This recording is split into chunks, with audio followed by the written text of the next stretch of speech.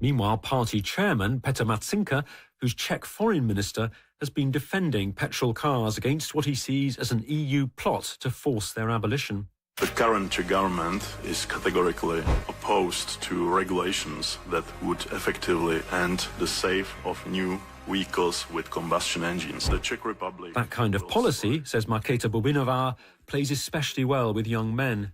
I think it is well about that what is happening in the world, what we see as well in the United States, that the young men are kind of like afraid that they are losing their world, What's it like dealing with them as a journalist? It is difficult. It is very difficult. They have their own platforms. Unfortunately, they don't need us anymore. That's certainly what we found. Our repeated requests for an interview with the motorists about even their most basic policies were rejected. Eventually, we were told that only Mr. Matsinka could answer such questions, and he was too busy.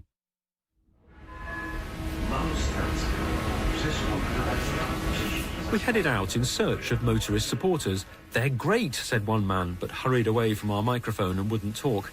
Others seemed less keen, but acknowledged the party's impact.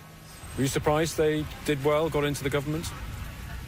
Yeah, I was kind of surprised. I wasn't expecting them to, be in a parliament, but, yeah. Who votes them? Do you know people who vote for them?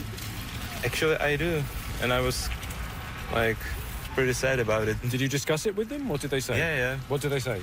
They just, thought they might be, saviors from European ideology or something. Do you think the focus on things like keeping petrol cars, not having electric cars, can be popular? Well, for some people, yes, maybe. Yeah. Do you know people who voted for them? A lot of people seriously considered it as an option to, let's say, old politics, thinking that they are some kind of a new wave or something.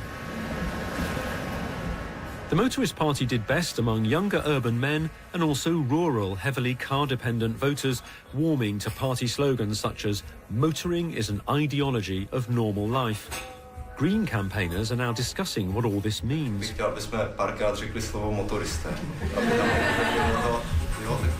In a room near a cafe in Prague's Charles University, student climate change activists discuss how to respond to the motorists' challenge. When you read the program of motorists, it's really easy to fall for it. A lot of people do seem to be quite angry about the idea that they might be told they have to give up their petrol car. Yeah, I think that's completely understandable, and the response to this should be that the state offers more public transportation to the people who live in the countryside. Tell us who you are and why you've got pinned onto your top a slogan, anti-motorista. Why have you done that?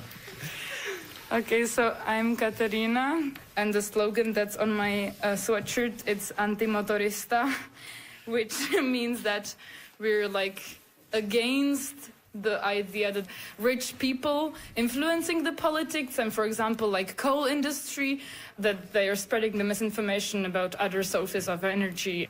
Yeah, you're ready for the argument. We're ready to take our future back.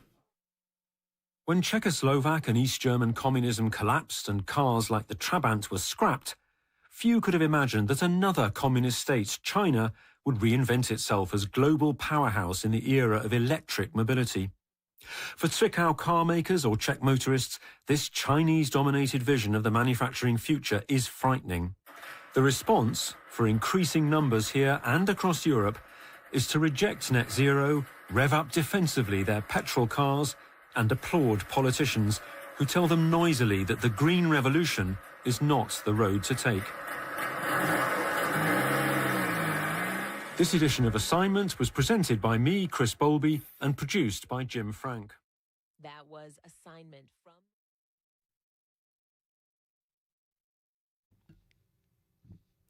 Good morning, Manitoba, and hello, Winnipeg. I'm Marcy Marcusa with our team at Information Radio, and we're live in our CBC studio downtown in Winnipeg on Portage Ave. Another chilly day, unfortunately. That cloud cover just continues. This afternoon, maybe a little bit of clearing. In Winnipeg, our high is 6. In Brandon, the high is 7. In Thompson, the high is 8 degrees today. Welcome to the show. The morning show's on until 8:37 a.m. If you have a problem on the commute, give us a call, 788-3093. Corey Funk's going to pick up the phone. He also directs the show. Morning, Corey. Also, good morning to Mr. Abby Adeyemi, who is here, our senior tech behind the board. Abby will be on the air sharing more of the forecast through the show. And there's Mr. Darren Marash, who is our full-time producer on our YouTube stream. So please say hello to him there if you're watching the show. Lots coming up between now and the end of the show. And of course, throughout the program, we'll be checking in with our news department. Heather Wells is here at 3 minutes to 6 a.m. with our first look at our headlines. Good morning. Good morning. Well, more than 2,000 customers at the Winnipeg Library are still waiting for a radon testing kit. The devices that screen for radioactive gas became available to borrow just like a book at all branches last fall. But the nearly 190 kits did not keep up with demand, creating backlog that has had some customers waiting for months, and they're not going to get one now because the program's been paused until fall. So we'll hear more about that. Also, more Manitobans are seeking treatment for anxiety than any other mental health symptoms. That's according to a new study by researchers at the University of Manitoba. We'll tell you about it in our next local news coming up at 6:30. All right. Thank you, Heather. Thank you. In addition to those stories on our show in the first hour, we're going to talk about the Stu Clark New Venture Championships. They started this morning here in Winnipeg. We'll talk to a competitor from the University of Manitoba who's hoping to win big with his team's pitch about wildfire fighting technologies. So we'll hear more about that.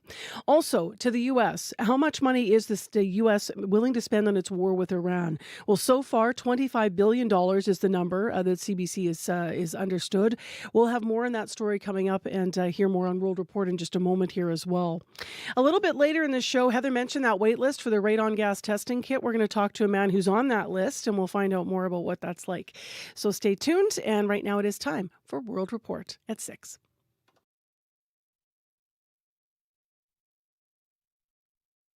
On cue. If you want a good story, ask a DJ about their weirdest gig. The legendary Montreal DJ Tiga will be here to talk about essentially starting the electronic music scene in Montreal. But just wait till you hear about his weirdest gig. Here's a hint. It involves the Russian mob. And then he picked me up by my head. Q with Tom Power.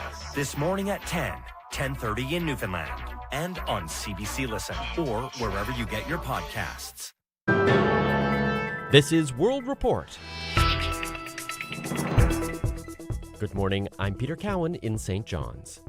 The soccer world is focused on Vancouver this morning, where the game's top decision makers are meeting ahead of the World Cup. But there's one notable absence, the head of the Iranian Football Federation. He made it all the way to the Toronto airport, only to be sent back. Iran is accusing Canadian border agents of unacceptable behavior and misconduct. The CBC's Cameron McIntosh has more. Mehdi Taj is head of the Iranian Football Federation, but also served in and has ties to the Islamic Revolutionary Guard Corps, which the Canadian government calls a terrorist organization.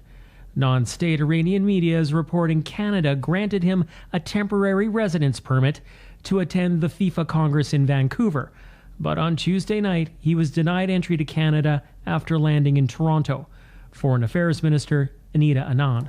It's not my personal lead, but my understanding is that there is a revocation of the permission. It was unintentional. Conservative immigration critic Michelle Rempel-Garner.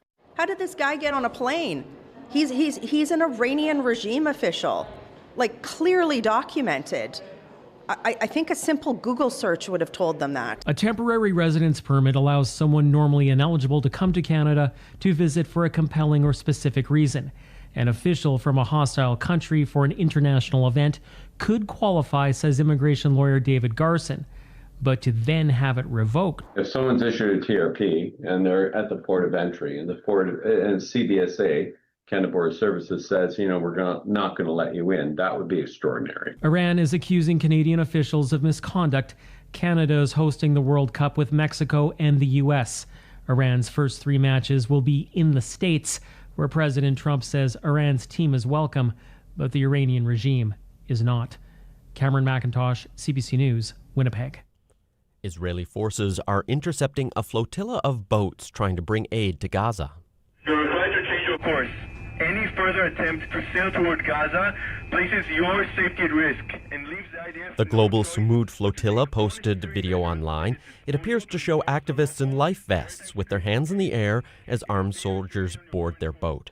Niamh O'Connor says she's a crew member with one of the ships. She described what was happening in a video on social media. We've had flares set off, we've had high drone activity. As a flotilla, we have activated all safety protocols and we are now preparing for interception. Israeli Foreign Ministry says its forces are taking about 175 activists participating in the flotilla to Israel. Global Sumud says the boats were intercepted in international waters hundreds of kilometers away from Gaza. The man accused of trying to assassinate U.S. President Donald Trump is due back in a Washington court today. And new court filings are painting a chilling picture of a meticulously planned attack, including mirror selfies taken just moments before the security breach. Willie Lowry is following the story in Washington. Willie, what more are we learning about the suspect's motive? According to the court filings, Cole Allen made a reservation at the Washington Hilton back on April 6th. Now, that's nearly 3 weeks before the dinner. He traveled from his home in Los Angeles by train, transiting through Chicago. He checked into the hotel a day before the event, and he sent a scheduled email to family and a former employer apologizing for the trouble he was about to cause. Selfies from his hotel room show him dressed in a black suit with a red tie tucked into his belt, a tactical ammunition bag, shoulder holster, and sheathed knife are visible in the photo. In a manifesto he allegedly wrote, he specifically noted he would use buckshots rather than slugs to minimize casualties by preventing rounds from penetrating through the walls. So why are there such conflicting accounts now about who actually fired the shot that struck the Secret Service officer? So Wednesday's detention motion does not accuse Allen of actually striking the Secret Service officer. That's a pretty significant pivot from the initial statements from the acting Attorney General. Here's Attorney General Todd Blanche on Monday describing the sequence of events. One Secret Service officer was shot in the chest, but was wearing a ballistic vest that worked. This heroic officer who was hit fired 5 times at Allen, who was not shot but fell to the ground and was promptly arrested. Prosecutors now say Allen fired in the direction of the stairs leading to the ballroom rather than directly at the officer who was wounded. The CBC's Willie Lowry in Washington. Thank you so much. My pleasure. Sources tell CBC News Prime Minister Mark Carney will announce MP Jonathan Wilkinson as Canada's new ambassador to the European Union. Canada has been without an ambassador since last fall. Wilkinson currently sits as the MP for North Vancouver Capilano, but he was a cabinet minister under former Prime Minister Justin Trudeau. Rafi Boudjikanian is following this story from Ottawa. Rafi, why was Wilkinson chosen for this role? Peter, when Mark Carney became Prime Minister, he did not keep all of Justin Trudeau's cabinet. Jonathan Wilkinson was out. He had many portfolios under Trudeau, including Natural Resources Minister, Environment Minister. He was seen as one of the more pro-environment MPs, but he did hold his Northern Vancouver riding for the Liberals for 4 elections in a row, and his appointment as ambassador to the EU is kind of unique. It's a political appointment by the Prime Minister for a position traditionally thrown at a civil servant. So it kind of shows the attachment Carney has to the EU and the idea of building up his ties to that continent. Wilkinson's new job means one fewer Liberal MP, so what does another by-election mean for that slim majority in the House of Commons? It is one of 3 by-elections in the near future. There's Beaches East York in Toronto, which Liberal MP Nathaniel Erskine-Smith said he's vacating this summer because he's running for the leadership of the provincial Liberal Party in Ontario. There's Montreal's Rosemont-la-Petite-Patrie, which NDP MP Alexandre Boulris announced he's leaving behind. And now there's Vancouver North Capilano, which, unlike the other 2, again, goes vacant immediately. It might seem like a temptation for the NDP's new leader, Avi Lewis. We know he said he has time to run, does not have to be in the House of Commons, and Lewis himself is a longtime resident of Vancouver. Now, granted, the NDP has never held this seat in the past. Before Wilkinson took it for the Liberals, it was in Conservative hands. Rafi Boudjikanian in Ottawa, thanks so much. You're welcome. Questions are bubbling up about what's being called a fish city on Lake Huron and what it means for our environment. We told you last week about the phenomenon, dense schools of fish captured on camera near the Bruce nuclear plant. Now, an Ontario First Nation says that fish city may be a warning. Colin Butler has more. The fact that there's all these fish swimming around outside of the nuclear plant doesn't necessarily mean health. Ryan Lauzon is a biologist with Saugeen Ojibwe Nation who calls Fish City a fish trap. He points to the deaths of up to 5 million gizzard shad in 2025. So many, he says, they clogged cooling systems and forced a reactor shutdown.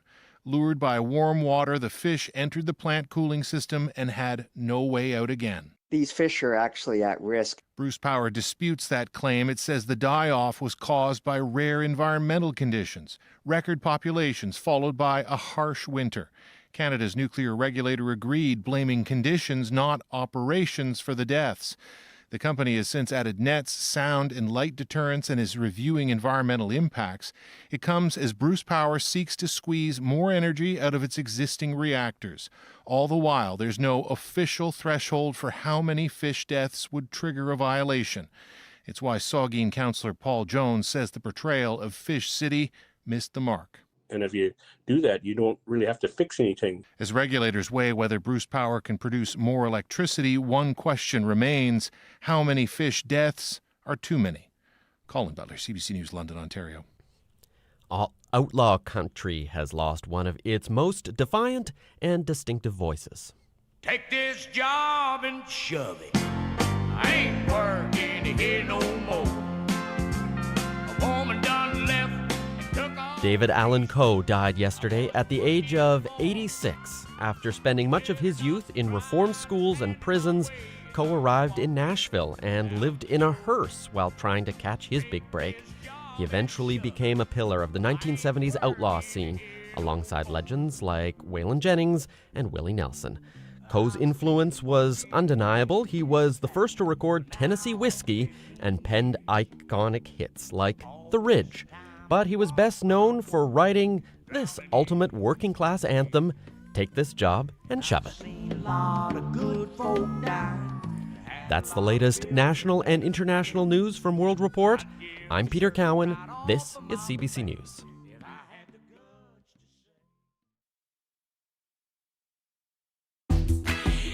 Ironically, I was literally singing that song in the newsroom yesterday because we were brainstorming a series we're doing on youth unemployment. And it's so funny that this artist just died this morning.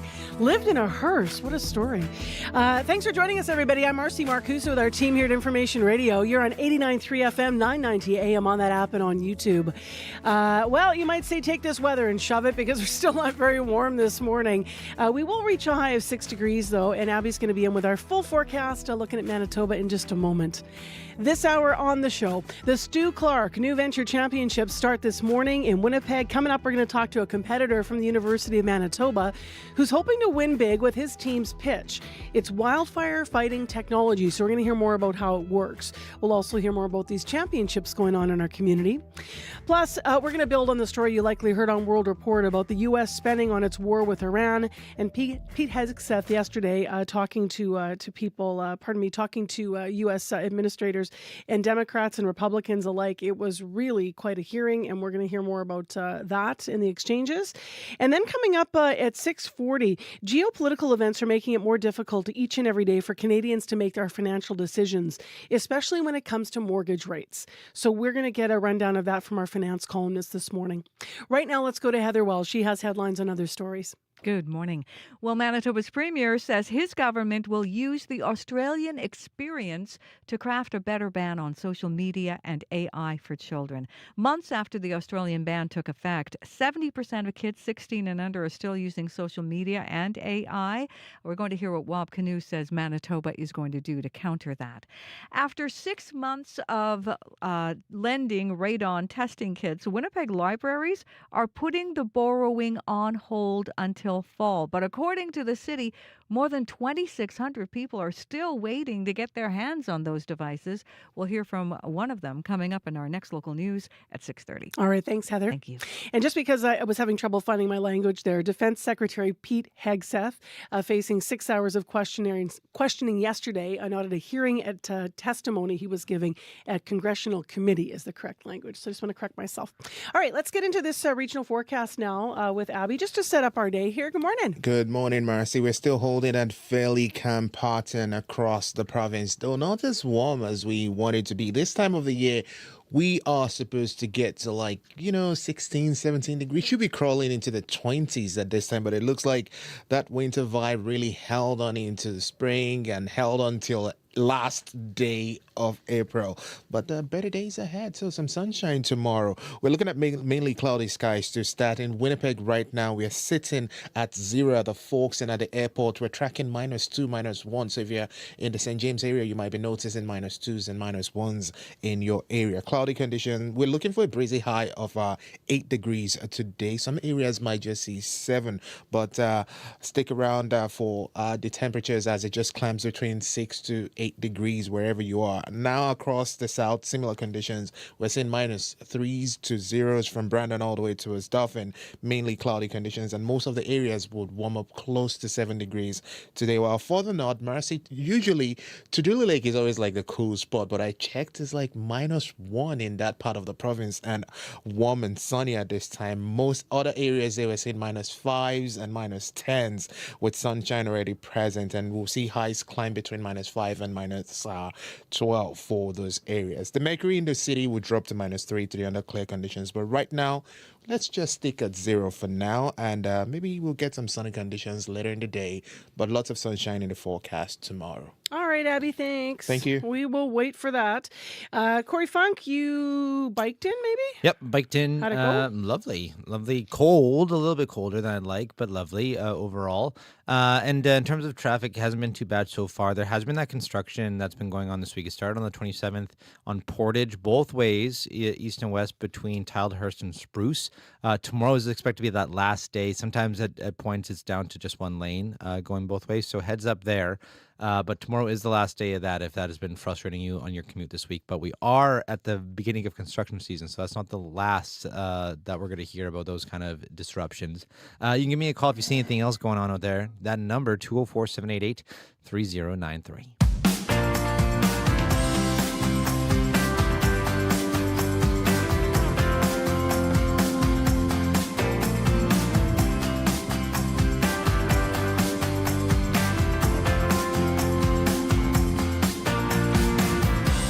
All right, let's get into this championship that I mentioned happening today, the Stu Clark New Venture Championships at Winnipeg's Fairmont Hotel. It's an annual competition. It sees 32 teams of post-secondary entrepreneurs from universities all across North America gather, and they pitch business plans to a panel of judges. So this year, we have 4 teams from Winnipeg, and my early morning guest, Santiago Villarreal, is one of them. He's a graduate student from the University of Manitoba. He is co-founder of FlamePath AI. That's a tech company that uses AI to fight wildfires, and he's been waiting patiently on Zoom to talk to us. Good morning. Good morning, everyone. Thank you for inviting me. How are you feeling today? You're about to make your pitch, and how are you feeling this morning? Oh, yeah, it's amazing. A lot of feelings because, there are amazing teams competing, and I'm just looking forward to be able to connect with them, networking, and be able to expose my technology. Tell me a little bit about how FlamePath AI works. Yeah, sure. So FlamePath is an edge AI, so there is no need of cloud in order to use our AI that runs on the drones that firefighters already own. So what we do, we analyze the fire, we provide intel and predictions about the fire in order to handle the wildfires better. So how does it compare to other technology like this? Because you made a point of saying that this can connect to the drones to analyze the fires better, and it doesn't have to connect to the cloud. Do other technologies, are they more difficult to sort of access? What's the benefit of your tech? Yeah, sure. So our technologies are amazing, but they have a flaw, and is that they need internet connection to work. And wildfires doesn't happen here in downtown. They happen in the remote areas where you cannot have a reliable connection. So that's our biggest value for our company, is that we provide this without any type of connection to the internet. Where did the idea to develop this technology come from? I'm not from here. Back home, I live one of the worst wildfires in my country. Coming here, I also live here the wildfire seasons, and I understand that there were a gap in how we in the whole world how we tackle these fires. So this idea came from a little bit of research, interviews with firefighters, fire chiefs across the globe. And I ended up getting this idea on how to handle better the fires and understanding how these no need of internet is needed in this type of technologies. By doing that, going out, talking with people, and understanding their pains. And where have you come from, just so people know? Colombia. Colombia, okay. Does the wildfires in Colombia, then you said you've also experienced both there and here. Would there be a need for this type of technology? Would it also benefit in the fire seasons in Colombia? Yeah, sure.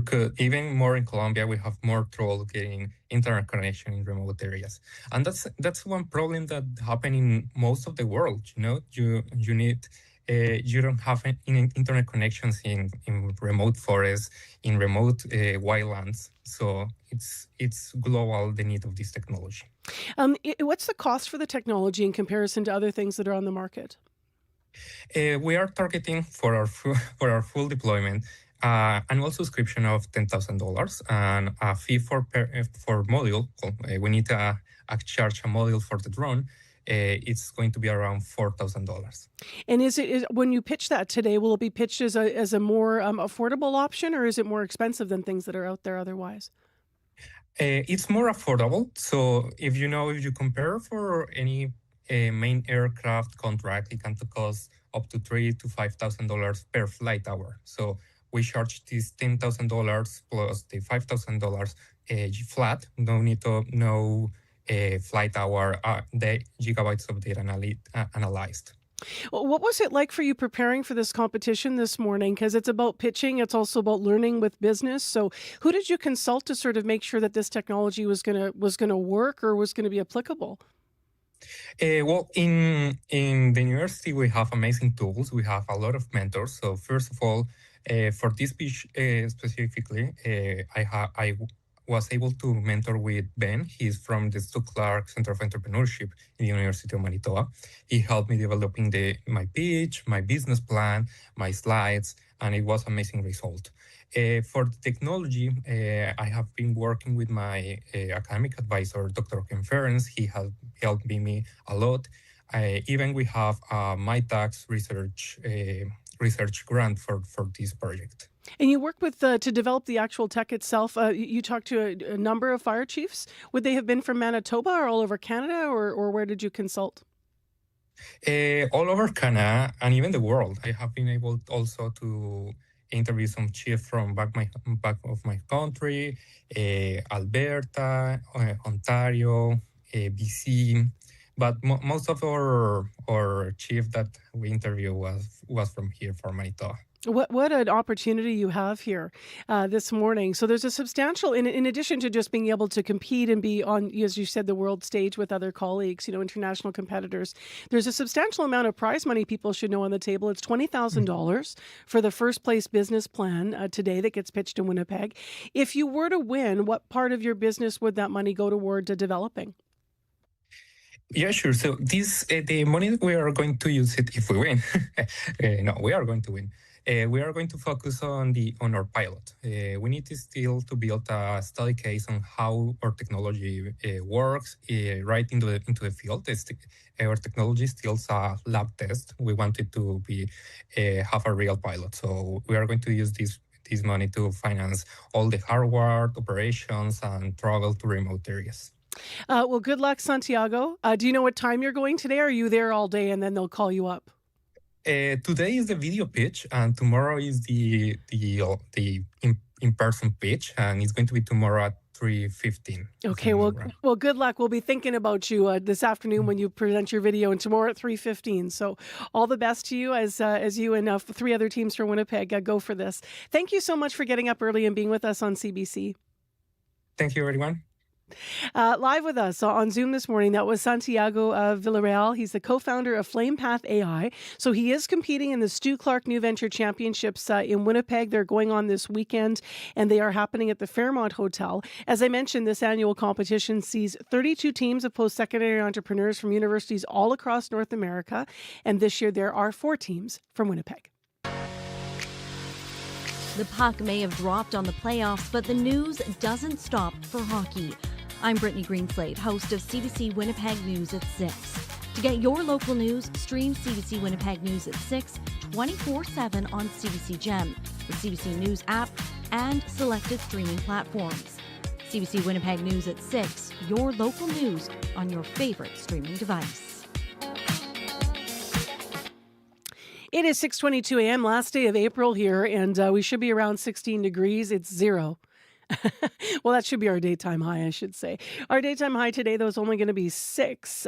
We might see some clearing this afternoon, though. I know the cloud cover in southern Manitoba has kind of been feeling, had some people feeling a little bit blue, right? We all are hoping for some sun. So we should see that move in later today, hopefully, and then into tomorrow as well.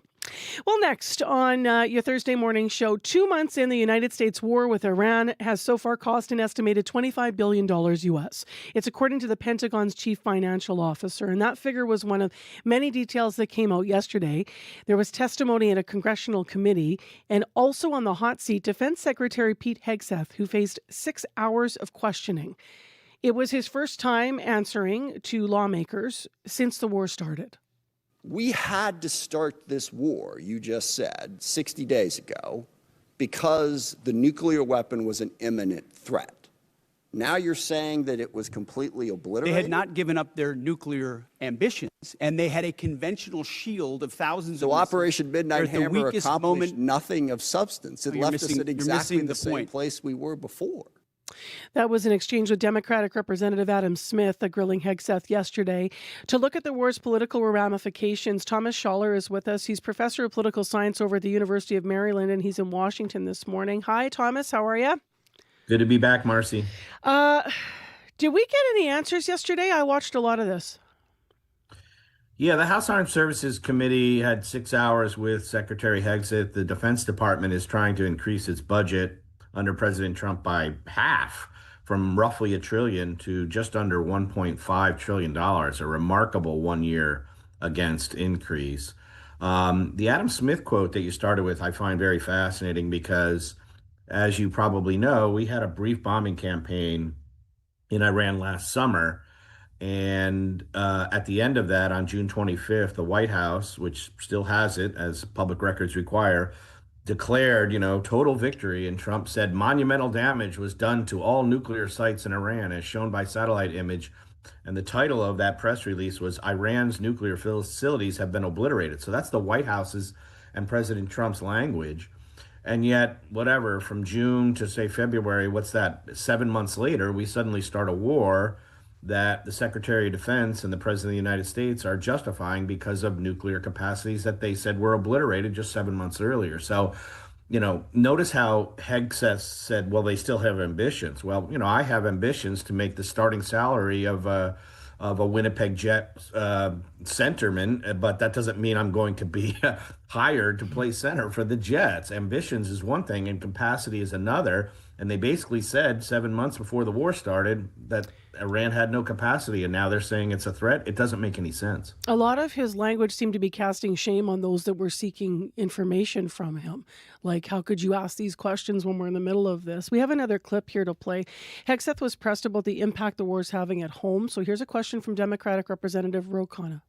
Do you know how much it will cost Americans in terms of their increased cost in gas and food over the next year because of the Iran war? I would simply ask you what the cost to prevent Iran from getting a nuclear bomb. I give you that, sir. But let me. What would it cost? What would you pay to ensure Iran doesn't get a nuclear bomb? That's kind of an example of what I was referring to. And as I mentioned, I did watch a lot of this. How much longer is that argument, that positioning that he's trying to do there going to work, do you think, on the American public? Because he's just evading the question there. Yeah, to me, Americans' attitudes, and it's not just, say, Democrats who are criticizing a Republican administration and a Republican Secretary of Defense. American attitudes post-Iraq about claims of imminent threat as a reason to start a war have been permanently realigned, as you well know, Marcy, post-Iraq. And we heard a similar defense secretary, Donald Rumsfeld, go on live television and say, we know where the nuclear weapons are in Iraq. They're north and east and south of Baghdad, which, of course, every part of the globe is northeast, south, or west of Baghdad. And then, of course, we get there and it turns out there are no weapons of mass destruction. So I think Americans who are of my age or even younger who remember the warrants made then, this harkens back to this idea that there is this imminent threat and they're just around the corner from having the capacity to blow up the United States and the West. You better be sure about that claim. And like I said, it's very hard to make that claim when your own administration 7 months before the war was claiming literally the exact opposite. And, this is Trump, the supposed peacetime president, the guy that ends all the wars and has been angling for a Nobel Peace Prize since his first election. And now they've started essentially a war of choice based on a warrant that they're kind of backfitting in here at the last minute to justify, in part, this massive increase in Defense Department spending.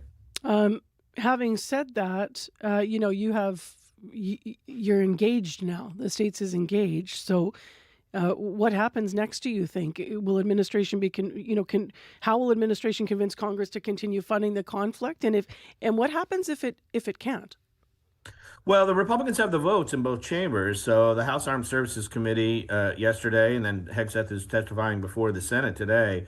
I think the request has gone in at this time because the Republicans know full well that they're going to lose the House in November for sure. They only have a 3-seat majority, and 4 of the last 5 presidents have lost the House in their first midterm. Clinton in 94, Obama in 2010, Trump himself in 2018, and Biden in 2022. The only exception is George W. Bush, who held the House in 2002, riding a wave of post 9/11 rally around the flag support. So they're not going to have the budgetary power, at least in one chamber, and maybe both if the Republicans lose the Senate, to enact this massive change in future years. So I think they're just going all in right now.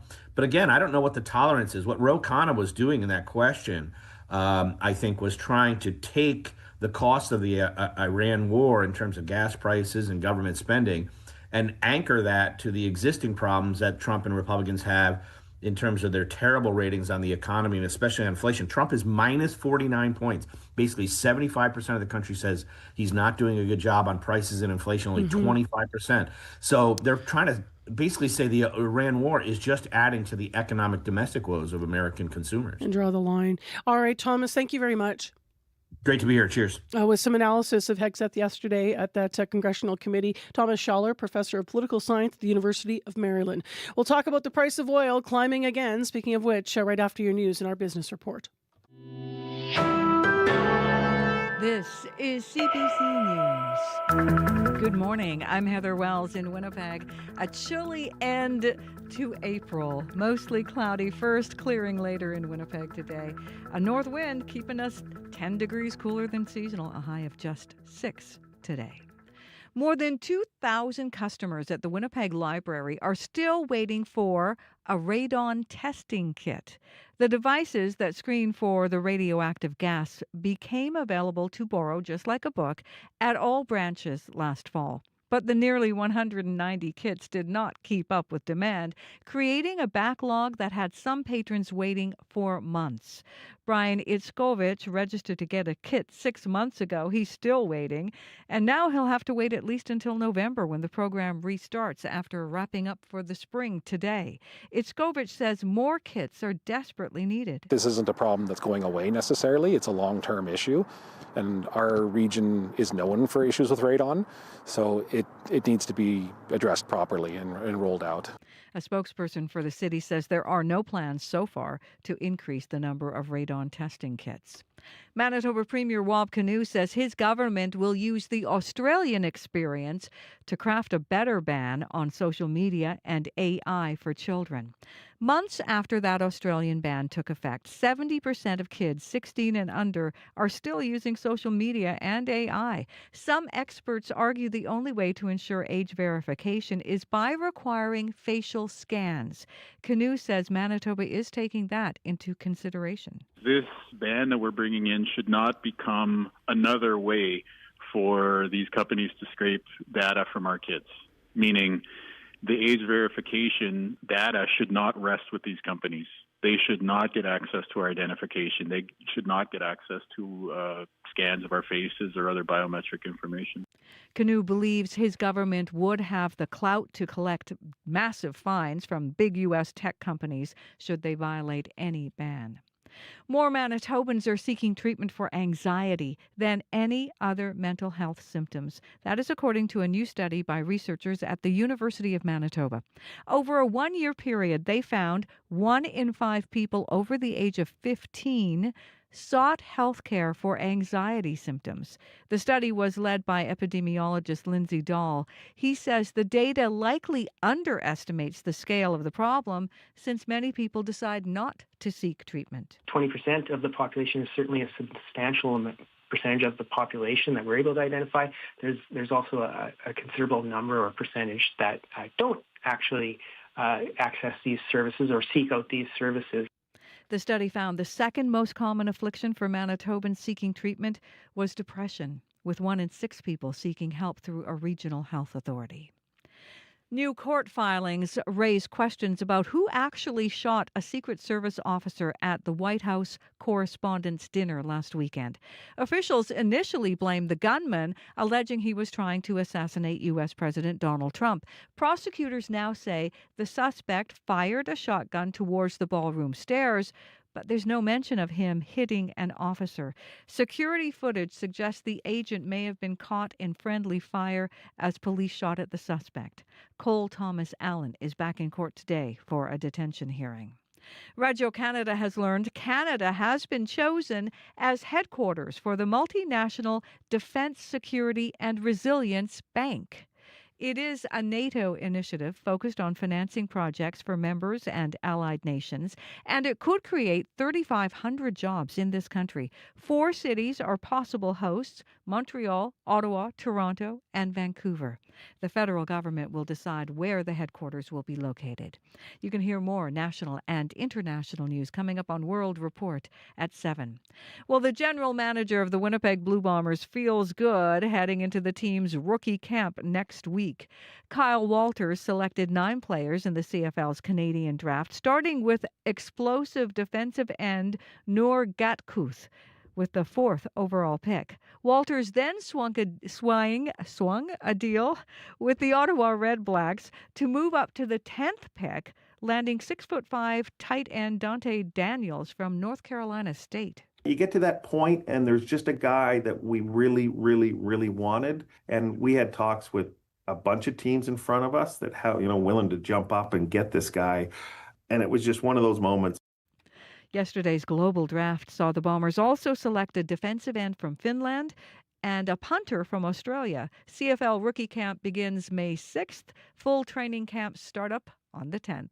You can find the latest news updated throughout your day at cbc.ca/Manitoba. All right. Thanks, Heather Wells. Thank you. Let's get into the forecast, the regional forecast with Abby Adiemi. What do you got? Well, Marcy, across the province, we're seeing this startup of a mix of sunny conditions and clouds in the southern part of the province, though it should be clearing as we get into the day. Generally, I would say the south is starting cloudy and breezy, while the north, we're already seeing sunshine there, but it still remains cool in most of the regions. For the Red River Valley region at this time, forecast for the city brings mainly cloudy skies to start with clearing this afternoon. We're looking at windy conditions as those north winds would peak later in the day, reaching a gusty level We're seeing current temperatures hover between 0 and -2 at the airports at this time, and we're looking for a high of 6 degrees, 10 degrees cooler than the seasonal for this time of the year. And tonight, we'll see the mercury drop back to about -3, expecting a sunny day tomorrow. For all the regions down south, modern towards Portage La Prairie, we're looking at 1 degree at this time, cloudy over there, warming up to 7 degrees. Brandon and nearby communities, we're seeing -2 and cloudy skies, a mix of sun and clouds in play, high of 7 degrees on the way. Dauphin, tracking it all the way towards the Roblin area, -2 and cloudy, also warming to 7. Gimli, you're at -3, mainly cloudy there. That should clear up later. You warm to 7. Then we go into the central and the northern part of the province. The part of Flin Flon, we're looking at -6 at this time. You get to 7 degrees. There's a slim chance of showers in the forecast for that part of the province. Nowhere else, sunny conditions at this time at -5. You get to 5 degrees later, and then we'll see a transition to a mix of sun and clouds later in the day. Thompson, good morning. You're currently at -10 and sunny also. Some clouds will roll in later. You warm up to 8 degrees later. Gillam, you're looking at mainly sunny skies at this time, -10, high of 5 degrees. We saw some fog patches earlier. That should clear, and then we'll see fog patches again return later tonight. While for the Lynn Lake area, we're seeing sunny conditions and -6, warming up to 9 degrees. A slim chance of showers in the forecast for that part of the province. Tudula Lake, -1, high of 5 degrees. You clear this afternoon from these mainly cloudy conditions you have. While for Churchill, mostly cloudy at -6 with a high of just -1. A slim chance of flurries also in the forecast. So it's more like the skies will begin to clear across the province, and we'll begin to see these warm conditions as we crawl into the month of May. But for now, we have to deal with this windy day on the way for the southern parts of the province, and some clear conditions in the afternoon. High of 6 degrees for the city. Current temperature, we're looking at 0 to -2. Corey and I think you should stop telling everybody, or we should stop telling everybody what the high is supposed to be. Usually at this time of year, because it hurts. It's just depressing. It's like 10 degrees below normal. Yeah, 10 below normal. Right? Mm-hmm. April. Meh, get out of here. It's my new least favorite month. You know, I was watching some international news yesterday, and was seeing like the daily highs for some regions across this planet, and some areas already clocking 38 degrees plus. I'm not jealous of 38. I'm jealous of 20. You want to take 20 at this rate? Yeah, exactly. I'm at the point where I'm watching shows or movies that are taking place in like California, and it's dramatic and people are sad. But I'm like, you're fine. It's nice out. Just sometimes I put the Golf Channel on just because it's always green. Like, honestly, it's been so gray. Yeah. I have a friend that says I have issues with pollens, but I'm okay if it starts now because I just want the warm conditions. You have issues with what? Pollens, like the allergy that comes with the pollens out there. Yeah. And they're like, if it's warm, I'll take it. I would rather sneeze than stay in this cold. No doubt. All right, let's get into what's happening. Okay, before we're off the bad news, why don't we just keep on rolling? Before we got on the air this morning, you and Joe, who actually has for years, Joe works with us. Good morning, Joe. Joe works the front security here at CBC early.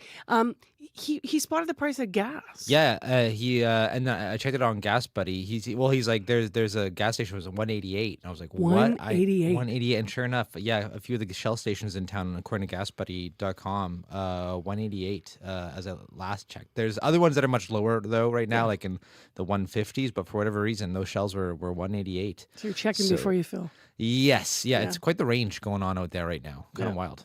What about traffic itself? Yeah, no, I've been quiet overall. Haven't heard of any major issues out there yet. If you do see something, you can give me a call on the CBC commuter line. If you're walking, biking, driving, would love to hear from you. That number 204-788-3093. All right, thanks, Corey. Thank you. Well, while we're talking about the price of gas, let's talk about the price of oil, which is climbing again. Chrisley Ramlakan joins us with that leading business news today. Good morning. Hey, good morning, Marcy. So what's behind the latest spike then? Well, Brent crude hit a 4-year high following a report that the U.S. military would brief President Donald Trump on potential action against Iran, raising worries that armed conflict could resume again. So the price of Brent crude, the international benchmark, briefly surged past $126 a barrel. Right now, it's sitting around $113, and West Texas Intermediate, the North American benchmark, is at $103. So before the war began in late February, Brent crude was trading around $70 per barrel. So that's quite a difference from what we're seeing today. And some U.S. futures have fallen and world shares are mixed on this news. Canada's main stock index closed lower yesterday as well. But yesterday, the U.S. stock market held relatively steady near its records as major tech companies, including Alphabet, Meta, Amazon, and Microsoft, reported strong results, heavily driven by investment in AI infrastructure.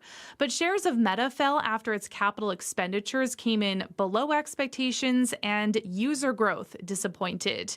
So for more on this, here's Ritesh Kotek, who is a tech analyst. Artificial intelligence is definitely kicking into high gear right now. And I think that people right now are saying, look, we've made significant investments and we need to start seeing profits and results. And they will come. The question is, who's actually going to win the race and how quickly can these profits actually materialize? And staying on the economy, Statistics Canada is expected to release real gross domestic product figures for February today. It's also set to provide early estimates for March and the first quarter as a whole. Last month, the agency said its preliminary estimate for February was 0.2% growth. And experts said Canada's economy was actually looking up when the new year started, but the Middle East conflict and the upcoming review of the Canada-US-Mexico trade deal have added uncertainty to the mix. Let's go to another story. Canada's going to be the new home of a multinational defense bank. What details do you have about it? Yes, so the bank will provide financing for defense projects by NATO members and allies. Montreal, Ottawa, Toronto, and Vancouver have pitched themselves as possible host cities, and the federal government will decide where the headquarters will be located. So it's estimated that securing the bank could create 3,500 jobs in defense finance, international operations, and specialized research and analytics and analysis. And the bank's services would include providing long-term credit and helping to streamline the process of multiple countries buying defense resources together. So Canada's big six banks have all put their support behind the International Defense Financing Vehicle, which aims to lower borrowing costs for military spending. And the Canadian Chamber of Commerce applauds the news and the potential for economic growth driven by the defense industry.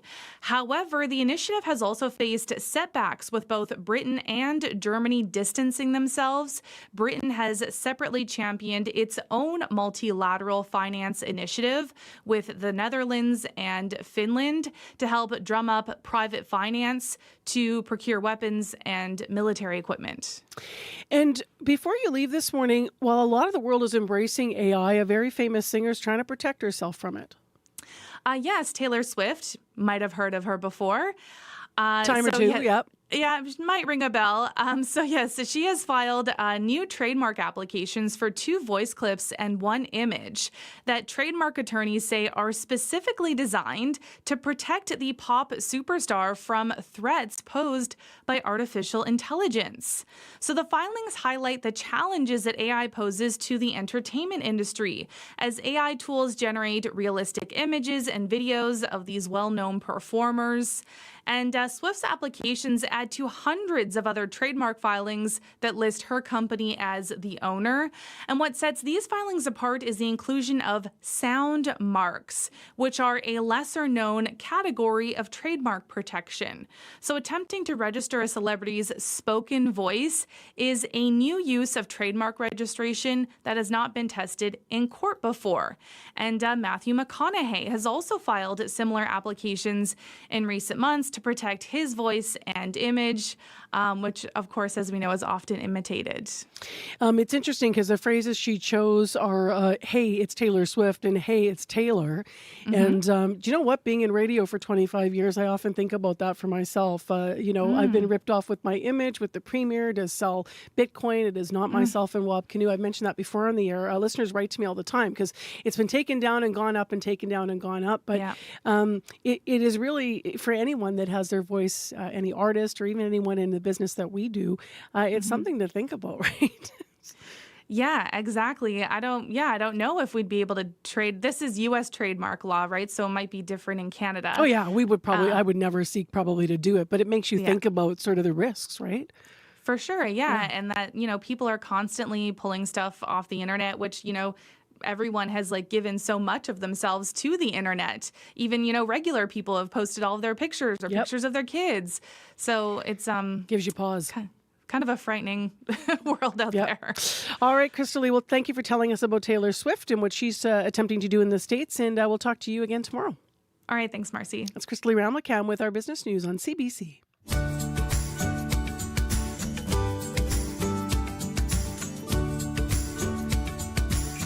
So we know it's a mixed bag downtown. We've all been kind of meh about the cloud cover. We are seeing just a little bit of sun that's creeping through. So as we mentioned, today's a day where we could take a bit of a turn. Riley said this is sort of the back of a cold air system. Our weather specialist here at CBC yesterday was talking about that.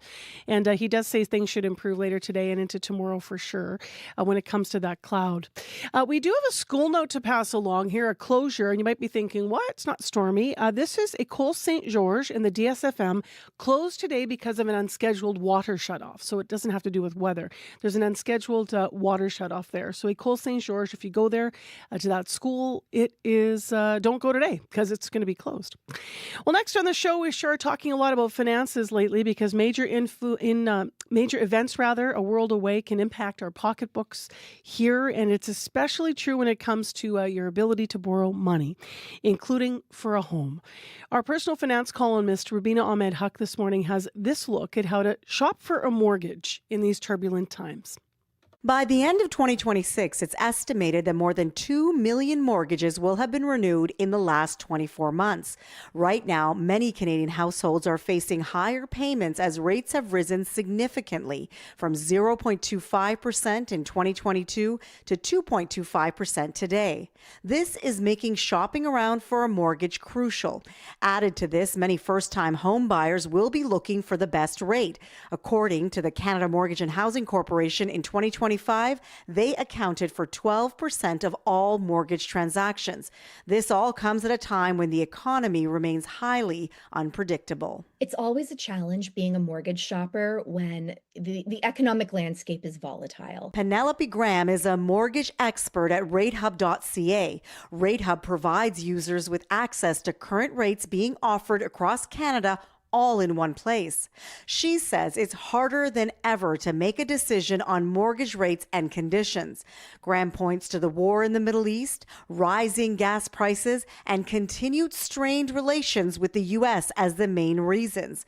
Right now, inflation is higher, but the Bank of Canada is keeping rates steady. In usual, economic circumstances, when we see inflation rising, that would initially prompt a rate hike. But the bank has stated they remain in a wait and see, perspective.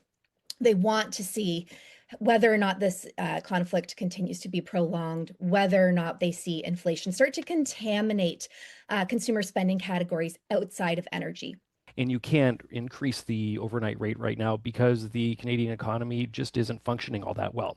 And it might limit what minor growth we might actually see this year. Clay Jarvis is a mortgage expert with NerdWallet, a personal finance website. He says before you decide what mortgage you're going to sign up for, know exactly what you're getting into. When you're only focused on the rate, you're really ignoring some important other details. Like for a variable rate, just because a rate is 3.4% today doesn't mean it's going to be the same 6 months or a year from now. You might be paying considerably more in interest if the Bank of Canada has to hike its overnight rate. And if you go fixed, the risk with a fixed is that we tell ourselves, okay, I have the same rate for the next 3 years, the next 5 years, but it's really hard to predict what direction your life is going to go in between now and then. Term lengths can vary from 6 months to 10 years, with 5 years being the most common. You can also have a collateral mortgage, which acts like a large line of credit, or a traditional mortgage, which gives you no access to any equity in your home.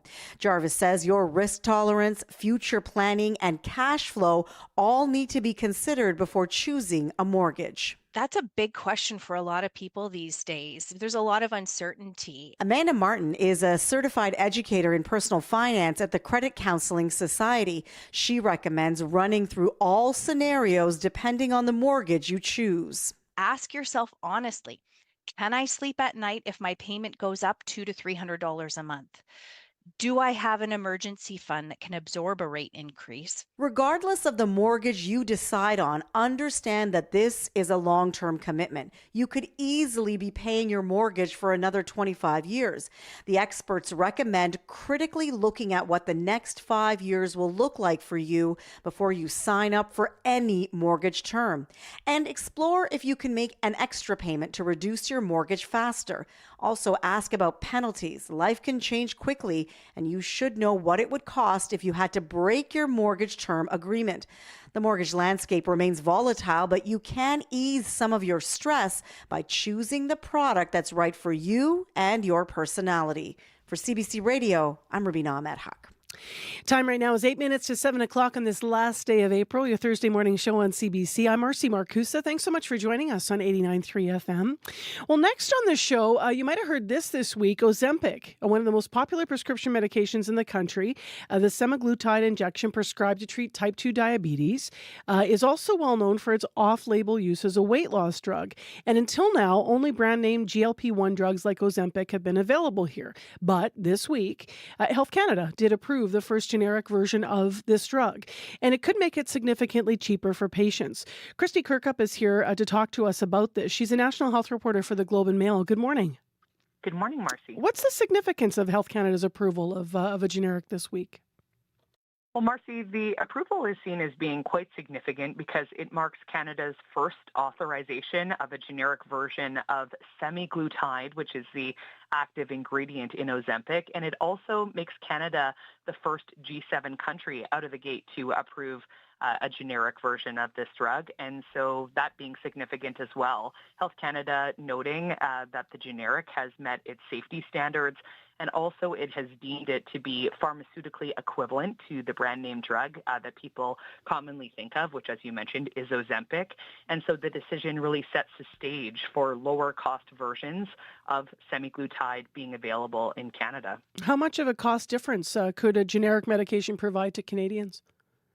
You know, this is the rub. I think people are wondering, how much of a price drop could we see, because there are some people who are paying hundreds of dollars per month out of their own pockets in order to be able to access Ozempic. Health Canada, Marcy, saying that generics are often 45 to 90% cheaper than brand name versions. So we're not just talking a little bit of savings. We are expecting that there's going to be a significant price shift. However, experts have noted that it is likely that these price drops are really expected to happen once more generics enter the market. There are a number of other applications that are in the hopper over at Health Canada. And again, should those be approved or some of those be approved, there will be more generics on the market, and ultimately more competition would drive down the cost. And so that's really, I think, what we're waiting for. The gates have kind of been opened, and now it is likely, again, there's going to be other generics that are approved as well, and that will ultimately have a big impact, it's expected, on price. We should remind people what research says about the benefits and the risks of this type of drug, this drug. Yeah, so semaglutide is what's called a GLP-1 drug, and these medications are highly effective at lowering blood sugar levels in the body. And so that's why doctors have been prescribing the medication for patients living with type 2 diabetes, for example. We also know that a number of people have been turning to GLP-1 drugs like Ozempic to see substantial weight loss. I'll point out that not everyone sees the same response to Ozempic. And of course, I think that's par for course because, of course, bodies are different, our makeups are different. And so it's not a silver bullet. Not everyone sees significant weight loss, for example, if they were to go on a medication, a GLP-1 medication. However, there have been documented benefits for some patients' lives. For example, again, lowering their weight, and then the potential benefits for other conditions, for example, the risk of cardiovascular disease. However, as you mentioned, there are risks, of course, associated with taking GLP-1 drugs, like there are with other medications as well. And so physicians have really been cautioning people to make sure that if they are to turn to a GLP-1 drug, that they are doing so under close medical supervision, especially for those who are going to be treated in the longer term. And there's also another dimension to this, Marcy, which is the fact that the use for weight loss is still considered what's called an off-label use for semaglutide. And the on-label reason for this medication to be used is specifically for diabetes. Which is important to point out because it might be an off-label use, but man, that is the way it's marketed.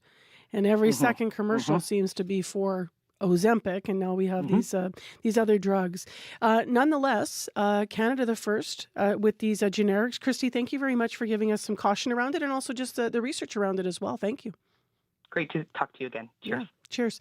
That's Christy Kirkup, National Health Reporter for the Globe and Mail. We did reach her this morning in Ottawa. Heather Wells popping in during that interview, just to remind us here that École Saint George is closed today due to an unscheduled water shutoff. So just confirming that in case you missed it. Weather-wise in Winnipeg, it's 0. It's mostly cloudy. And you know what? The sun came out. We thought it'd be later this morning, but in our CBC studio, it's just starting to stream in downtown in the windows here. Man, I hope it stays that way. Our forecast still calling for a mostly cloudy day with clearing later. So hopefully this is just an early start to the sun and a high of 6. We've been missing it. Staying clear tonight, though, and sunny tomorrow. So right now in Winnipeg, it's 0, the high 6. Brandon's going to get to 7, and Thompson's actually going to get to 8 degrees today. If you need us on the morning commute, call Corey, 788-3093. Things should be moving well out there so far. And of course, if you're an active commuter, enjoy that sunshine this morning. Coming up in the next hour of Information Radio, Ottawa is pledging billions of dollars to address the gap in the number of people working in the trades. We heard that in the spring economic update this week. We're going to talk to a nonprofit here in Manitoba that helps First Nations students and communities fill the gaps. And we'll find out specifically what this money could mean, because there has been some criticism from other, yesterday we heard from others that are in administration roles in polytechs in this province that say actually this sounds like a good announcement, but they wish the money were rolled out in a different way. So how will this work for the program that I'm mentioning here? We'll find out after 7. Also, a legal expert will be on with us in the next hour to give us another angle on Manitoba's proposed social media ban for teens 16 and under. So what are the legal and privacy concerns around it? We will find out. Right now, Heather Wells is in with other news headlines. Good morning. Good morning. Well, Premier Rob Canoe says the Australian experience with a ban on social media and AI for children will influence a Manitoba ban. But months after that Australian ban took effect, 70% of kids 16 and under are still using social media and AI. Premier Canoe says Manitoba will not allow big tech companies to control age verification through facial scans. And more than 2,000 customers at the Winnipeg Library are still waiting for a radon testing kit. Those devices screen for radioactive gas. They became available to borrow, just like a book, at all branches last fall, but nearly 190 kits was all they had, and it did not keep up with demand. We'll hear more on that in our next local news coming up at 7:30. All right, thanks, Heather. Thank you. Right now, we're going to World Report. It's 1 minute to 7 o'clock. Stay with us here on CBC. We'll get the latest in national and international news for this last day of April.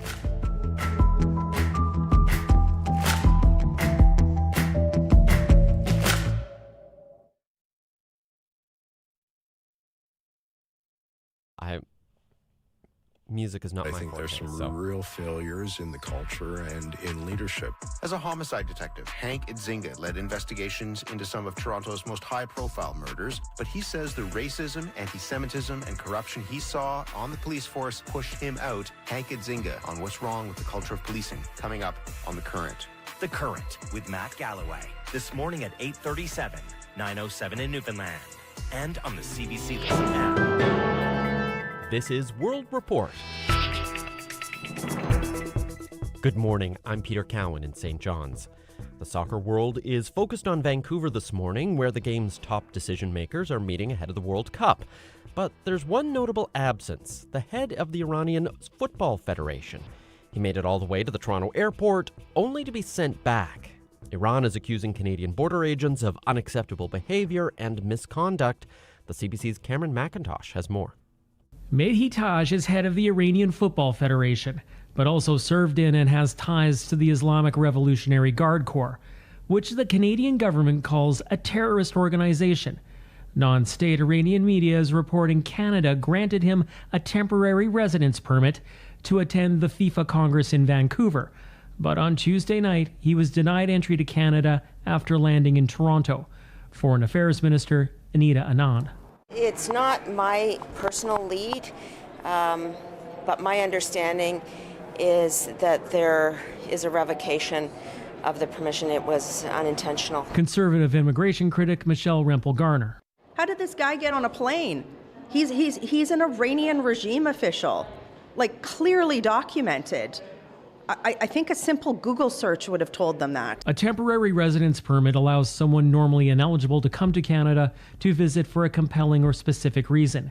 An official from a hostile country for an international event could qualify, says immigration lawyer David Garson, but to then have it revoked. If someone's issued a TRP and they're at the port of entry and and CBSA, Canada Border Services, says, we're not going to let you in, that would be extraordinary. Iran is accusing Canadian officials of misconduct. Canada is hosting the World Cup with Mexico and the U.S. Iran's first 3 matches will be in the States, where President Trump says Iran's team is welcome, but the Iranian regime is not. Cameron McIntosh, CBC News, Winnipeg. Israeli forces are intercepting a flotilla of boats trying to bring aid to Gaza. 58 boats set sail from Spain. Activists say they're still in international waters, hundreds of kilometers away from Gaza, but Israeli soldiers have begun boarding their ships. Tom Perry has more. Video released by the group Global Samud shows activists in life vests with their hands in the air as armed soldiers board their boat. In another video, the sound of a warning from Israeli authorities. You're required to change your course. Any further attempt to sail toward Gaza places your safety at risk. The group's online tracker shows the flotilla being intercepted off the Greek island of Crete. Global Samud had assembled more than 50 boats that left Spain earlier this month. This is not the first time the group has tried to break Israel's blockade of Gaza. Last year, environmental activist Greta Thunberg joined a flotilla on a similar mission. It, too, was intercepted. Israel's Foreign Affairs Ministry posted on social media today mocking this latest attempt to deliver aid as a PR stunt and showing some of the 175 activists it says were taken into custody from more than 20 boats. Israel insists sufficient aid is reaching Gaza, though aid agencies dispute that. The humanitarian group Refugees International says most trucks entering Gaza carry commercial goods, which are sold at markets at prices many people can't afford. But getting a true picture of what's happening is difficult. Along with blocking activists from entering Gaza, Israel is, for the most part, keeping foreign journalists out. Tom Perry, CBC News, Jerusalem. King Charles and Queen Camilla are wrapping up their 4-day visit to the United States, and we'll be watching to see what kind of reception the royal couple gets on their final stop in Virginia. After a pointed comment yesterday from New York's Mayor, Zohran Mamdani did not have a private meeting with the king, but when a reporter asked Mamdani what he would say to Charles given the chance, here's what he said. If I was to speak to the king separately from that, I would probably encourage him to return the Kohinoor diamond. That diamond is 105 carats, about the size of a chicken egg. It's been in Britain since 1849 and currently sits in the crown worn by the Queen Mother. But India wants the diamond back. It says it was taken immorally from a 10-year-old Maharaja whose kingdom was seized by the British. Mamdani is Indian American. As people look for relief from rising prices, the government of Newfoundland and Labrador is cutting income taxes. The new PC government unveiled a budget designed to help with the cost of living. As Julia Israel reports, the same thing driving gas prices up is helping increase government revenue.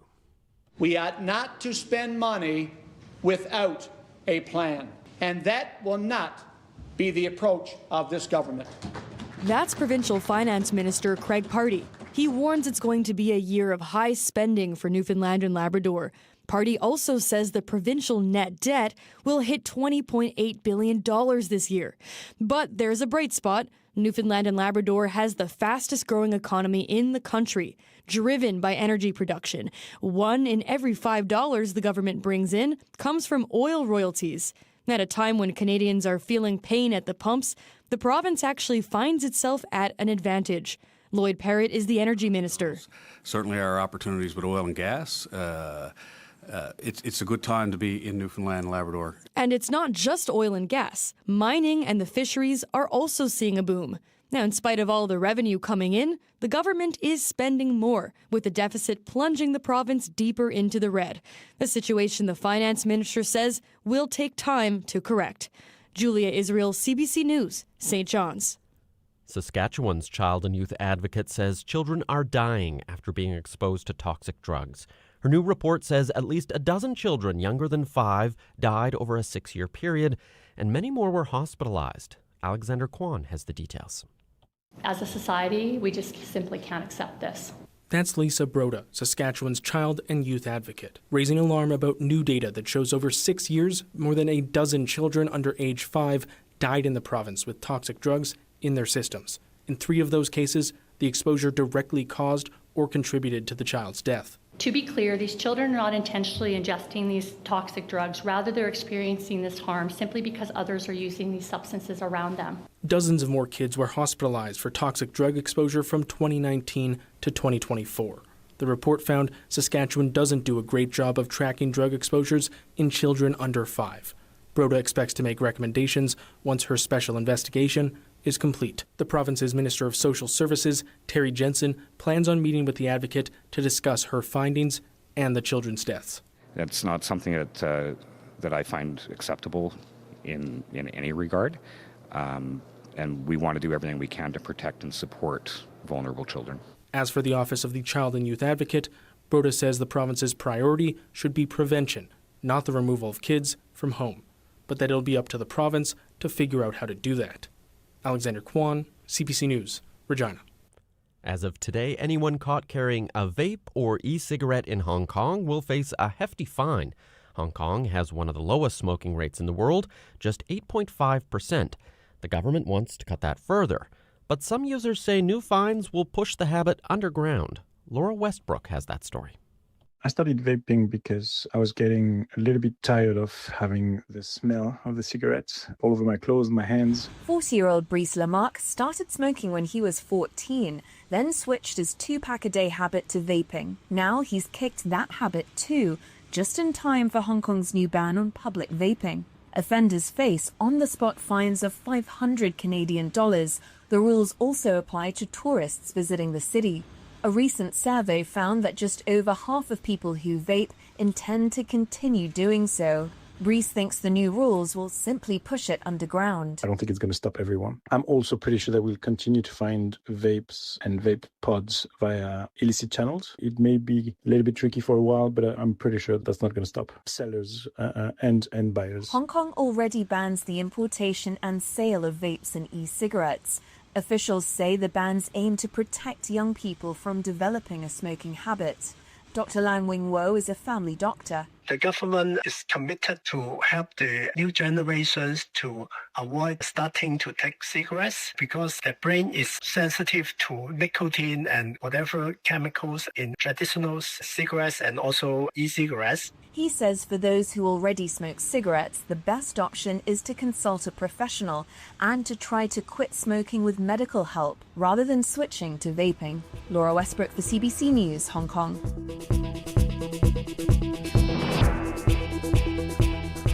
That's the latest national and international news from World Report.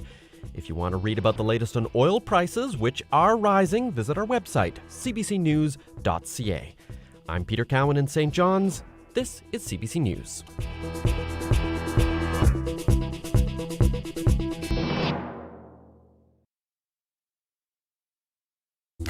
Well, good morning, everyone. The Sun's playing peekaboo with us in downtown Winnipeg. Hopefully it'll stay out and win that game against the Clouds. I'm Marcy Marcusa. This is Information Radio on CBC. You're on 89.3 FM, 990 AM on the app and YouTube on your Thursday morning show. Last day of April here. This hour on the program, we're going to hear from a legal expert on Manitoba's proposed social media ban for teens 16 and under. We've been looking at all the various angles of this big proposed legislation. So stay tuned. That's coming up around 7:40. Also this hour on the show, are you on the wait list? In January, CBC reported millions of homes across this country have high levels of cancer-causing radon. And many Canadian cities have sprung into action. So Winnipeg, as you've been hearing in the news, began distributing test kits at public libraries in November. But to date, there's more than 2,000 people on a wait list to get one. We're going to talk to one of those homeowners. Stay tuned. Right now, let's find out who News has been talking to. It's time for headlines. Good morning. Manitoba Premier Wab Kinew says his government will use Australia's experience to craft a better ban on social media and AI for children. Months after that Australian ban took effect, 70% of kids 16 and under are still using social media and AI. Some experts argue the only way to ensure age verification is by requiring facial scans. Kinew says Manitoba is taking that into consideration. And many more Manitobans are now seeking treatment for anxiety than for any other mental health symptom. That is according to a new study by researchers at the University of Manitoba. Over a one-year period, they found 1 in 5 people over the age of 15 sought health care for anxiety. We'll hear more about that study coming up in our next local news at 7:30. Heather Wells, thank you. Thank you. Heather Wells from our news department. All right, let's get into what's going on in the actual weather forecast. Abby's here with details. Well, Marcy, it's a quiet spring morning. As you can see outside, the sun making its appearance. We're anticipating more like a mix of sun and clouds to start. The southern part of the province will definitely enjoy lots of sunshine later, but up north, we're seeing those sunny conditions already present there. Forecast for the city and nearby areas in the Red River Valley region, it started mainly cloudy, but now we're seeing the sunshine in the downtown area. -1 at the airport at this time, and we're seeing 0 at the Forks. We're expecting a high of 6 degrees today, followed by some clear conditions later. Similar conditions across the southern regions. We're looking at a mix of sun and clouds, while up north, we're experiencing more like a mild, not really too cool. We're seeing -2 around Toodola Lake, -5 around Lynn Lake and Churchill, and -8 around the Thompson area. So it's really not in the -10s this morning up north. For Winnipeg right now, let's just say some sunny conditions in the city, and we're warming up to 6 degrees later. We're hugging 0 and -1 at this time in Winnipeg. No doubt, and we're hugging the sun too. Thanks, Abby. All right, let's get into a couple of things here. First of all, on traffic, it's pretty uneventful. So things have been working well out there. And if you're active commuting, enjoy that sunshine. If you're driving, remember to bring the shades this morning if you're just heading out. So if you want to call us with any problems anywhere in the province, 788-3093. I also just want to mention one other thing here, and it's related to a series that we're going to be doing. So we are looking into youth unemployment. Some new figures came out this week, and they are not looking good across this country. One of the statistics suggests that the youth unemployment rate in Canada is the lowest it's been since 1994. So we are wondering what's going on out there. If you're an employer, or if you're a young person who's had trouble finding work, or maybe you've just found work but your search was exhaustive, we would just love to hear your story as part of our series on youth unemployment in Manitoba. So the way to reach CBC to either inform us of something while we're in the research phase here, or if you want to share your story, is by calling us on the listener line or emailing us. And you can do both of those things confidentially. The prompts tell you when you call, but 788-3205, or call and share your story. You can also reach us at radio 893 at cbc.ca.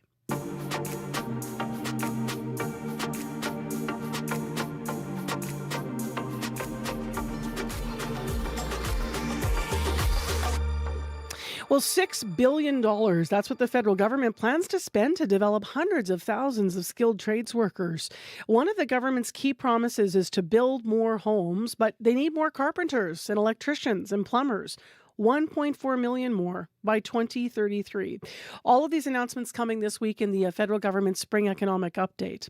Now, a lot of this money that we're announcing around the trades involves incentives for apprentices and bonuses for completing their Red Seal certification. Next on the show, First Peoples Development Incorporated is a nonprofit that's based here in Winnipeg. It works to help maximize training and increase the number of employed First Nations people in these areas. Joan Harris-Warren is executive director, and she joins us now to talk more about it. Good morning. Good morning. So first of all, listeners might not know, Joan, what First Peoples Development Inc. actually does. So how does it work? So we are a nonprofit, and we work with 28 First Nations. We work with a program called Indigenous Skills Employment Training Program with the federal government, and the mandate for that program is to train individuals for ultimate employment. So you support the communities by identifying, I guess, places in the market where there are opportunities already, so the skills would match those gaps. Is that right? Yes, absolutely. So they also do their own planning, but the last several years we were involved with an apprenticeship service project with the federal government, and that is the pilot that was in helping small, medium businesses to hire first-year apprentices. Okay. With that grant, the government was providing $10,000 per business, and so now it's in the budget again. So after we finished doing that project in 2024, or even before that, we started to work with various unions and educational institutions to do training towards the skilled trades, because we realized that there is a market here, there's jobs, and we started to encourage the clients that we work with, the participants, to consider a career in the trades. It's a quicker path to employment, we felt, so we started the work at that time. Mm-hmm. This is exciting. This is exciting news that the government has announced that they were going to put more funding into training individuals. Yeah, no doubt, especially for how busy you've already been. You mentioned, I was going to say, you were in 28 communities in Manitoba. How many clients a year would have been getting training then? Do you have a number of people you've been working with? We work with around 2,000 people a year. Wow. Not FPDI. We don't work with that many people, but with the communities in total, consolidated, there's around 2,000. And they're not all in the skilled trades, so it's in all types of training, post-secondary, workshops. But we have done a lot of work in the past few years trying to work with the unions and other employers to meet this demand. We realize there's a need there. And in the past 3 years, we've trained, about 300. We actually completed 282 apprentices in the past 3 years. So I was mentioning carpenters, electricians, and plumbers, and the needs in those trades.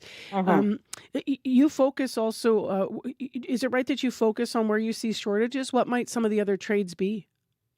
Yes, absolutely. So we see that this was a learning experience. We learned that some youth are not aware of other trades, such as millwrights, industrial electricians, insulators,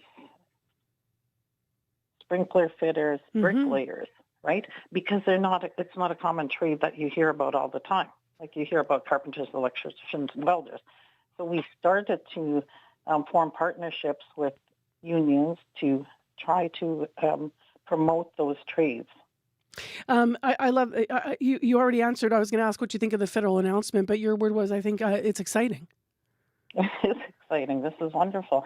And I'm also happy to hear that they will be putting some resources into promoting the trades as well. That would be really helpful to us. How quickly are our clients snapped up and getting jobs in the trades, just to have a sense of that? Well, for example, last year we did run a plumbing course with PITC, and 4 individuals were hired before they even graduated. That's important for people to hear, probably. That's as fast as it gets. Can I ask you more about one of the specific incentives? You mentioned this, but it's to pay apprentices $5,000 if they complete their Red Seal certification. How challenging is it to find enough journeymen to take on apprentices now that the NDP government has a 1-to-1 ratio? That is a challenge. It seems to be slowing down the movement of leveling up. So, and I understand some of the politics around it, obviously, and the safety issues that were considered regarding the 1-to-1 ratio.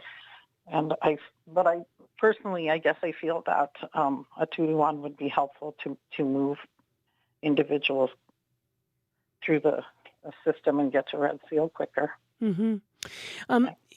I guess ultimately, how do you feel the funding will impact your clients? Like, is there already some discussion about growing your program because of what was announced this week? We haven't had that discussion yet, but this is exciting, and I'm sure that it will lead to that. Absolutely. Joan, thank you very much for being with us this morning. Really appreciate your perspective on this announcement. Thank you so much. Thank you.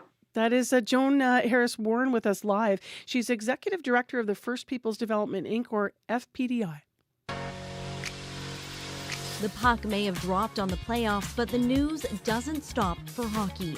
I'm Brittany Greenslade, host of CBC Winnipeg News at 6. To get your local news, stream CBC Winnipeg News at 6, 24/7 on CBC Gem, the CBC News app, and selected streaming platforms.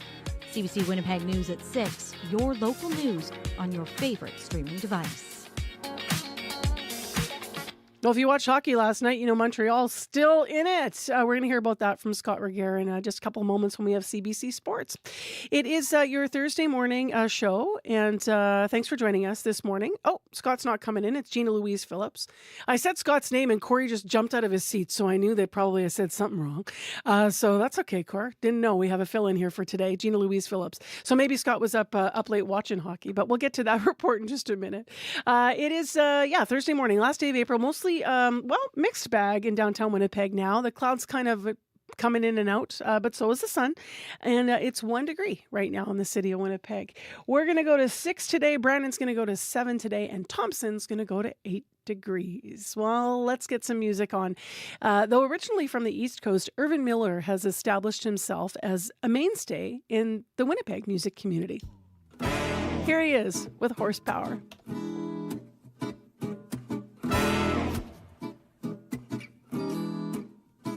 Seems like every time I love somebody, I just end up falling for a friend.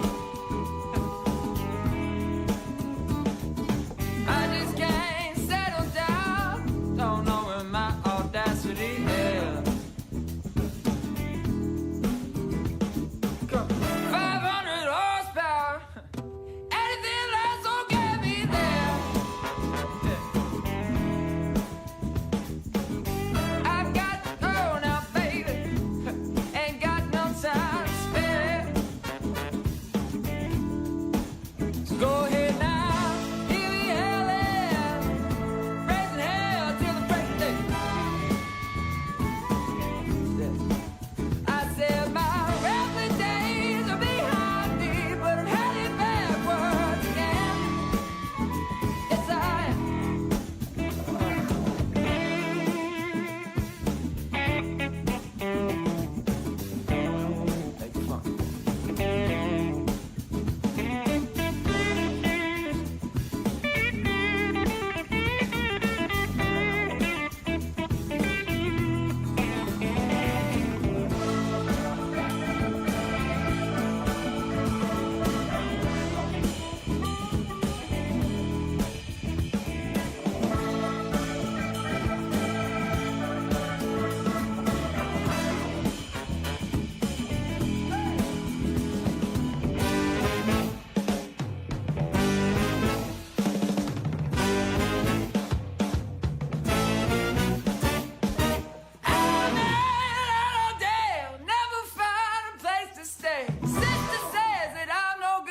If she could, I know she would. I got money and I'm trying to spend.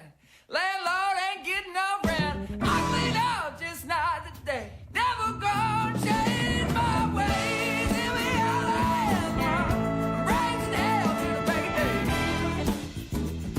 Go. Yeah, I said my rambling days are behind me, but I'm heading backwards again. Oh,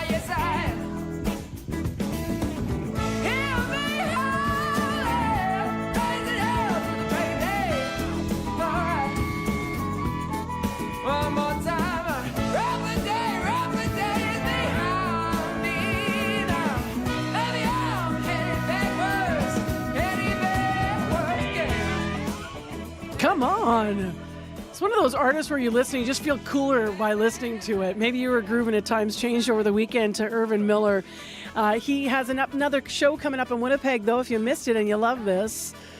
This is his tune, Horsepower. He's playing May 29th at the Park Theatre. Very cool. It is time for morning sports now. Gina Louise Phillips is in. Good morning. Good morning. I wrote the name of that song down because I loved it so much. I know. It's one of those for me too, actually. I'll tell you what, it's also celebratory music, and they can listen to it in Montreal because last night the Canadians got it done. They're still in it. Oh my gosh, I know the Habs showed up super strong in Game 5 with a 3-2 win against the Tampa Bay Lightning. Very exciting. And it was cool to watch Brendan Gallagher's early goal that really just got the team dialed in. It's crazy to think that when he started with the Habs, some of his teammates were in preschool. So, I mean, he hasn't won a cup with the team yet, but his teammate Josh Anderson says he's really not surprised that Gallagher is showing up in the way that he is. Just what he does best, honestly, just his presence, his energy. You know what he's going to bring on the ice every time he puts on that sweater. So, yeah, it was very exciting to see him get a goal in the first shift there and give our team a boost. It's good to have him in the lineup. Such kind words from his teammate. Love that. The Canadians lead the series 3-2. Game 6 is in Montreal on Friday. Okay, let's go to basketball. No Canadians left there. No such luck, actually. I guess there are left, but they're not doing well. I know, like truly limping, but actually physically limping as well because there were some injuries. Brandon Ingram made an early exit due to a heel issue. Scotty Barnes was actually limping through the second half with thigh bruising. So painful night on the court. The Raps fell to the Cavs 125-120, just like a narrow miss. And lots of tension on the court as well. It hit its peak in the fourth quarter when, I don't know if you saw this, but the Cavs' James Harden, who is, I'm going to put this kindly, a noted agitator on the Cavs team. He walked over to the Raptors bench on a timeout and just grabbed the ball like he owns the place. Then RJ Barrett, that kind of made him mad, grabbed it back, and well, there was a brief scuffle, teams were on their feet. I love this clip of Barrett, though, who says he's not letting Harden get away with that type of attitude. I take everything as disrespect. Don't walk over to our bench and pick the ball up. James Harden is a guy that I have tremendous respect for. I've always watched him growing up, but who cares right now? You know what I mean? I just don't walk to our bench and grab the ball. If I went to the bench and grabbed the ball in front of their bench, I'd expect the same thing. Don't just go to my bench and grab the ball. Come on. He's got a point. Right? The Raps trail the series 3-2. They'll try again tomorrow. Meanwhile, in the WNBA, the Toronto Tempo made history last night. Elves coming through it. Nurse puts it up. Knocks it down. First 3 points for the Tempo. And how about that?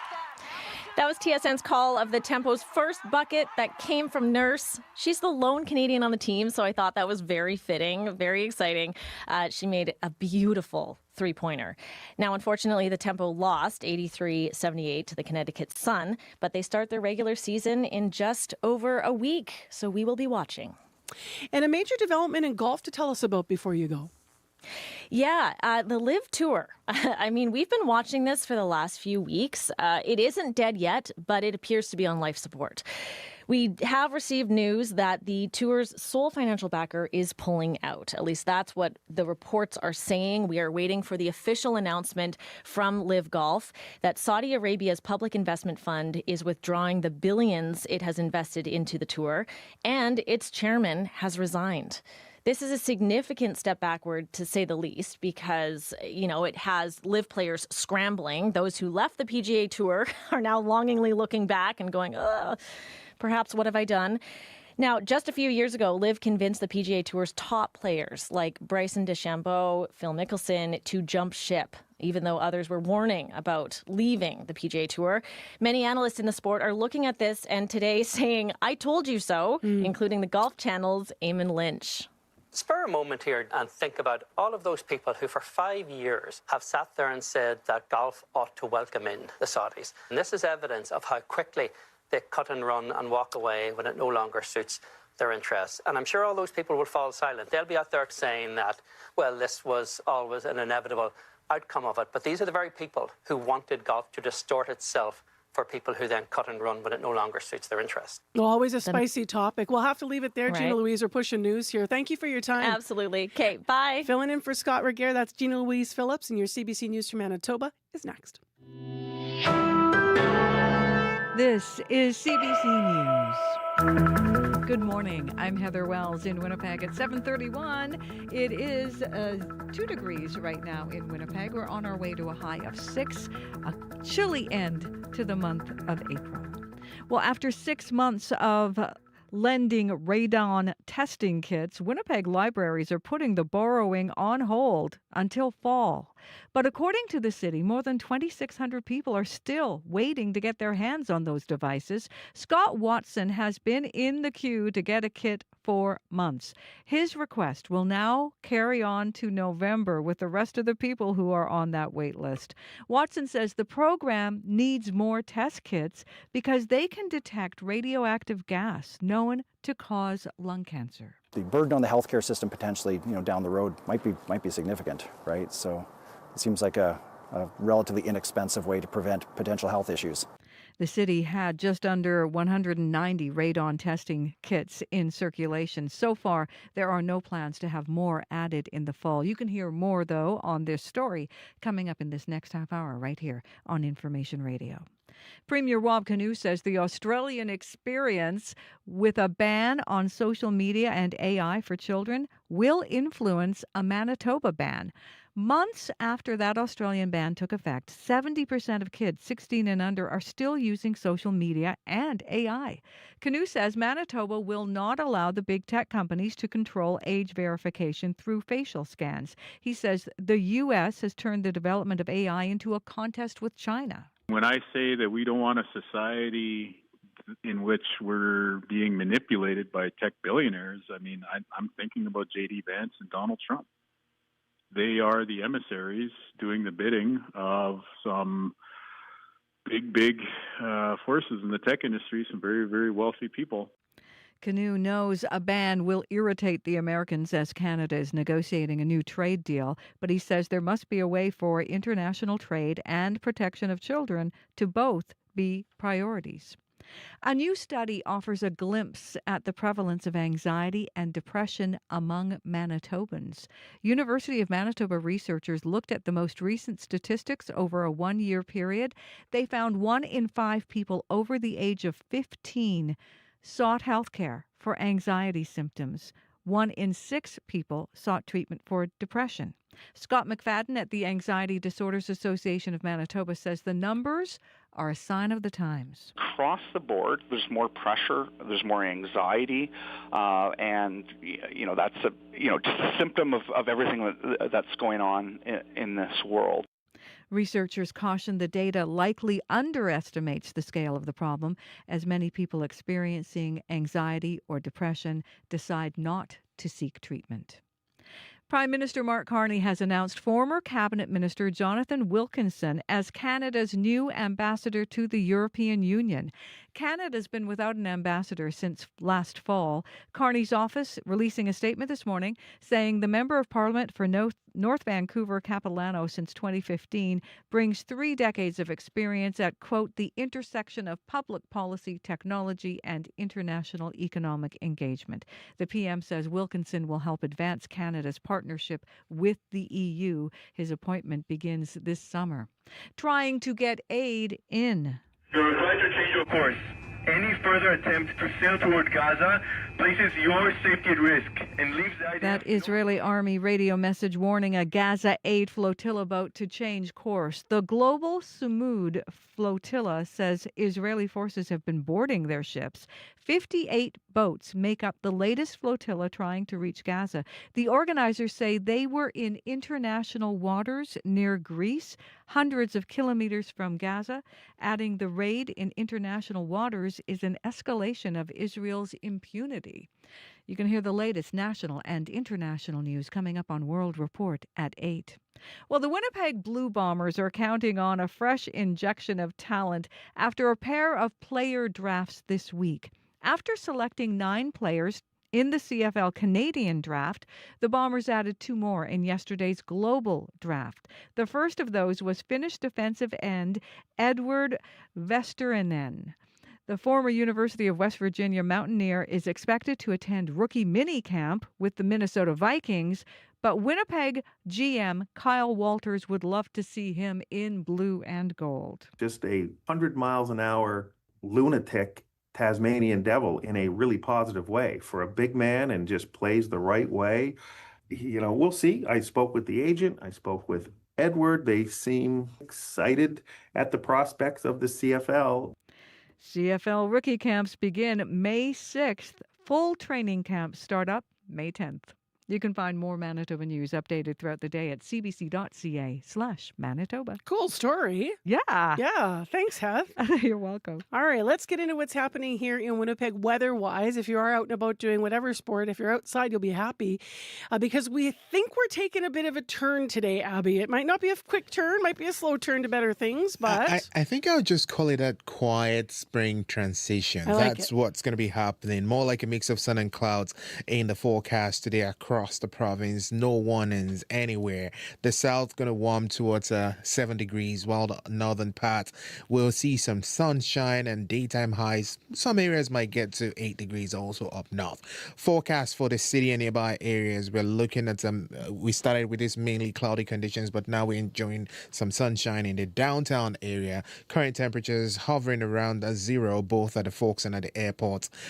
Through the morning, we'll see temperatures really stay around this 2 degrees mark before we warm up to 6 for today. And then across the southern regions, where we're also seeing temperatures near 0 for the Pembina Valley region and the Westman region, from Morden all the way towards Brandon and Nipawin, we're seeing temperatures between 1 and -3 at this time. Sunshine also. Some areas tracking a mix of sun and clouds with highs getting to 7 degrees. While for the Parkland and Interlake region, also a tie there. We're seeing -1. Some sunshine there, some cloudy conditions spotted here and there. That is expected to clear as you get into the day. Both regions warm to 7 degrees. Then we move into the central and the northern part of the province. The powerful influence, we're looking at temperatures around -5 to -9 near the Gillam area, with lots of sunshine dominating the far north. While Thompson, Lean Lake, we're seeing more like a mix of sun and clouds there. Temperatures between -5 and -9 also. Highs would get to 5 degrees. Some areas would see 9 degrees. Tudula Lake currently 0 and sunny, expecting a high of 5 degrees today with some mild northern winds. While in the Churchill and York region, we're looking at mainly cloudy conditions at this time. Current temperatures around -5. Daytime high would get to -1. So we're beginning to see that calm spring transition with clearing conditions in the south and plenty of sunshine in the northern part of the province. But for the city, we're expecting these clouds to break in most of the regions by the afternoon, and most areas will warm up close to 8 degrees. But for Winnipeg, we only get to 6 today, which is 10 way off the regular. Well, May will bring better things, hopefully. Do you know what a Baba told me years ago? And it was a literal Baba, so I'm not actually stereotyping. But she said, look, it was when I was trying to learn about gardening. I just got a house. And she said, you're in Manitoba, June 1st. That's actually your safe date. That's literally what my Baba told me too. Really? Yeah, my Baba. Yeah. They know. Apparently. Yeah. What's going on out there? That's Corey Funk. He's here with Commute. Yeah, it's been really quiet out there. We are kind of at the beginning of construction season, though, and that is starting to show. Eastbound, westbound portage between Tilehurst and Spruce. There's been construction slated. It started earlier this week. It's supposed to be the last day tomorrow. And that has some lane closures. It goes down to 2 lanes in some parts, both eastbound and westbound on portage there. So it's been slowing down folks' commutes throughout the week, but that should be done Friday. If you see anything else, though, you can give me a call on the CBC commuter line. That number, 204-788-3093. All right, thanks, Corey. Thank you. Well, as we've been hearing in the news this morning, Manitoba Premier Wab Kinew says his government will use the Australian experience to craft a better ban on social media and AI for children. So we talked about the Australian experience yesterday. This proposed ban would include teens ages 16 and under from using social media and AI chatbots. There are still few details about what the legislation actually will say, but it continues to receive mostly positive reaction from Manitoba parents. Here's some of what we've heard so far at CBC. Yeah, I think I'd be for it. I don't think there's no need for somebody under, I think, 15 or 16 to need one. Nur Hamdan. I totally agree with this because there's a lot of things on social media like inappropriate for kids, and we as family and busy parents, I think we cannot keep up with everything kids see on social media. Well, because this is a first in Canada, where it would be if it goes through, we're gathering a number of different perspectives. CBC also spoke with Evan Light, who's Associate Professor in the Faculty of Information with the University of Toronto. Here's what he thinks about the proposal. So I think it's more symbolically realistic than anything. It projects to parents and kids that government cares and wants to do something about a situation that people agree upon. But I think that technically it's not realistic at all. It's technology that's really so far fairly inaccurate and that has been easily circumvented where it's been imposed. So some experts also have questions about how the proposed ban will actually work and how it will affect privacy. Our next guest to weigh in is Michael Karanicolas, an associate professor of law and the James S. Palmer Chair in Public Policy and Law over at Dalhousie University. And he joins us this morning. Hi there. Hi, thanks so much for inviting me on. So it's interesting. I guess at first I should get your reaction to what we played. So, some parents saying great, and then, an analyst saying maybe a great idea, but a symbolic idea because, implementing this will be tough. What do you think of that? Yeah, so it doesn't surprise me that there's been a positive response, both from parents and from the public at large. I think a lot of parents have understandable concerns about these technologies. I'm a parent. I have concerns about these technologies, and the tech companies, of course, have become a bit of a boogeyman these days, and for good reason. There's an unending stream of scandals associated with a lot of these products. But I think your last speaker brought up a good point where, it's one thing to say we don't want kids using these technologies. The devil is in the details when it comes to actually designing and implementing these things. Banning kids from using these technologies requires verifying the age of everybody who's using them. And there are a lot of both technical and practical and constitutional challenges around doing that. There's been a raft of different tools that have been proposed or floating around, and none of them are particularly accurate. And young people are extremely ingenious when it comes to circumventing various kinds of rules designed to prevent them from particular activities. If the province is, they haven't said yet, and this is one of those details you're talking about, how they plan to enforce this ban. If they're going to go forward with this and they're going to be the enforcers, what are some of the legal challenges of crafting a legislation like this? So in addition to challenges related to accuracy, there's broader concerns about how do you do this without fundamentally breaking the entirety of online privacy. No matter how you do this, it's going to require a certain degree of surveillance. That creates all kinds of security concerns as there are novel vectors for attack. It's going to require these websites to be harvesting all kinds of personal information about their users, storing them in a way that makes it possible to audit whether they're allowing in people that they're not supposed to allow in. And generally speaking, it's hard to do that while preserving a fundamental paradigm of digital speech, which allows people to engage in certain activities that they don't necessarily want to connect to their real world persona, whether it's information seeking about sensitive activities, whether it's communicating on politically or personally sensitive topics. There is a real value to that's important to protect. And this is, by the way, not only true for adults, this is also true for kids, where a lot of young people rely on either social media or the internet generally as an avenue for self-expression, self-development. And there are understandable concerns about the impact that this is having on developing minds, but it's very difficult to frame a solution that stops those potential harmful impacts while still allowing the important functions that digital technologies play. What I will say is that there is a growing global recognition on the need to regulate these platforms more carefully. I think that is here to stay, and I don't think that that's a bad thing. I think that clearly we've seen that, the idea of platform responsibility and the idea of some sort of industry-wide conduct is not going to happen without a firm government hand. And I think that there is a broader understanding of the potential harms that are there. And that being said, when you actually look at the harms to development, it's really difficult to do reliable studies on the actual impact of digital technologies on children's development. Almost all the research that you see out there is correlational as opposed to causal. But I do think it's important to ask very careful and sharp and targeted questions about what specifically we're trying to stop, as opposed to the elimination of digital technologies entirely. Mm-hmm. Because if you say that the digital technology is causing an issue versus it may have been part of an issue that got caused, when you get to the court of law or trying to write legislation, that's difficult to write around. You don't have a straight line. Yeah.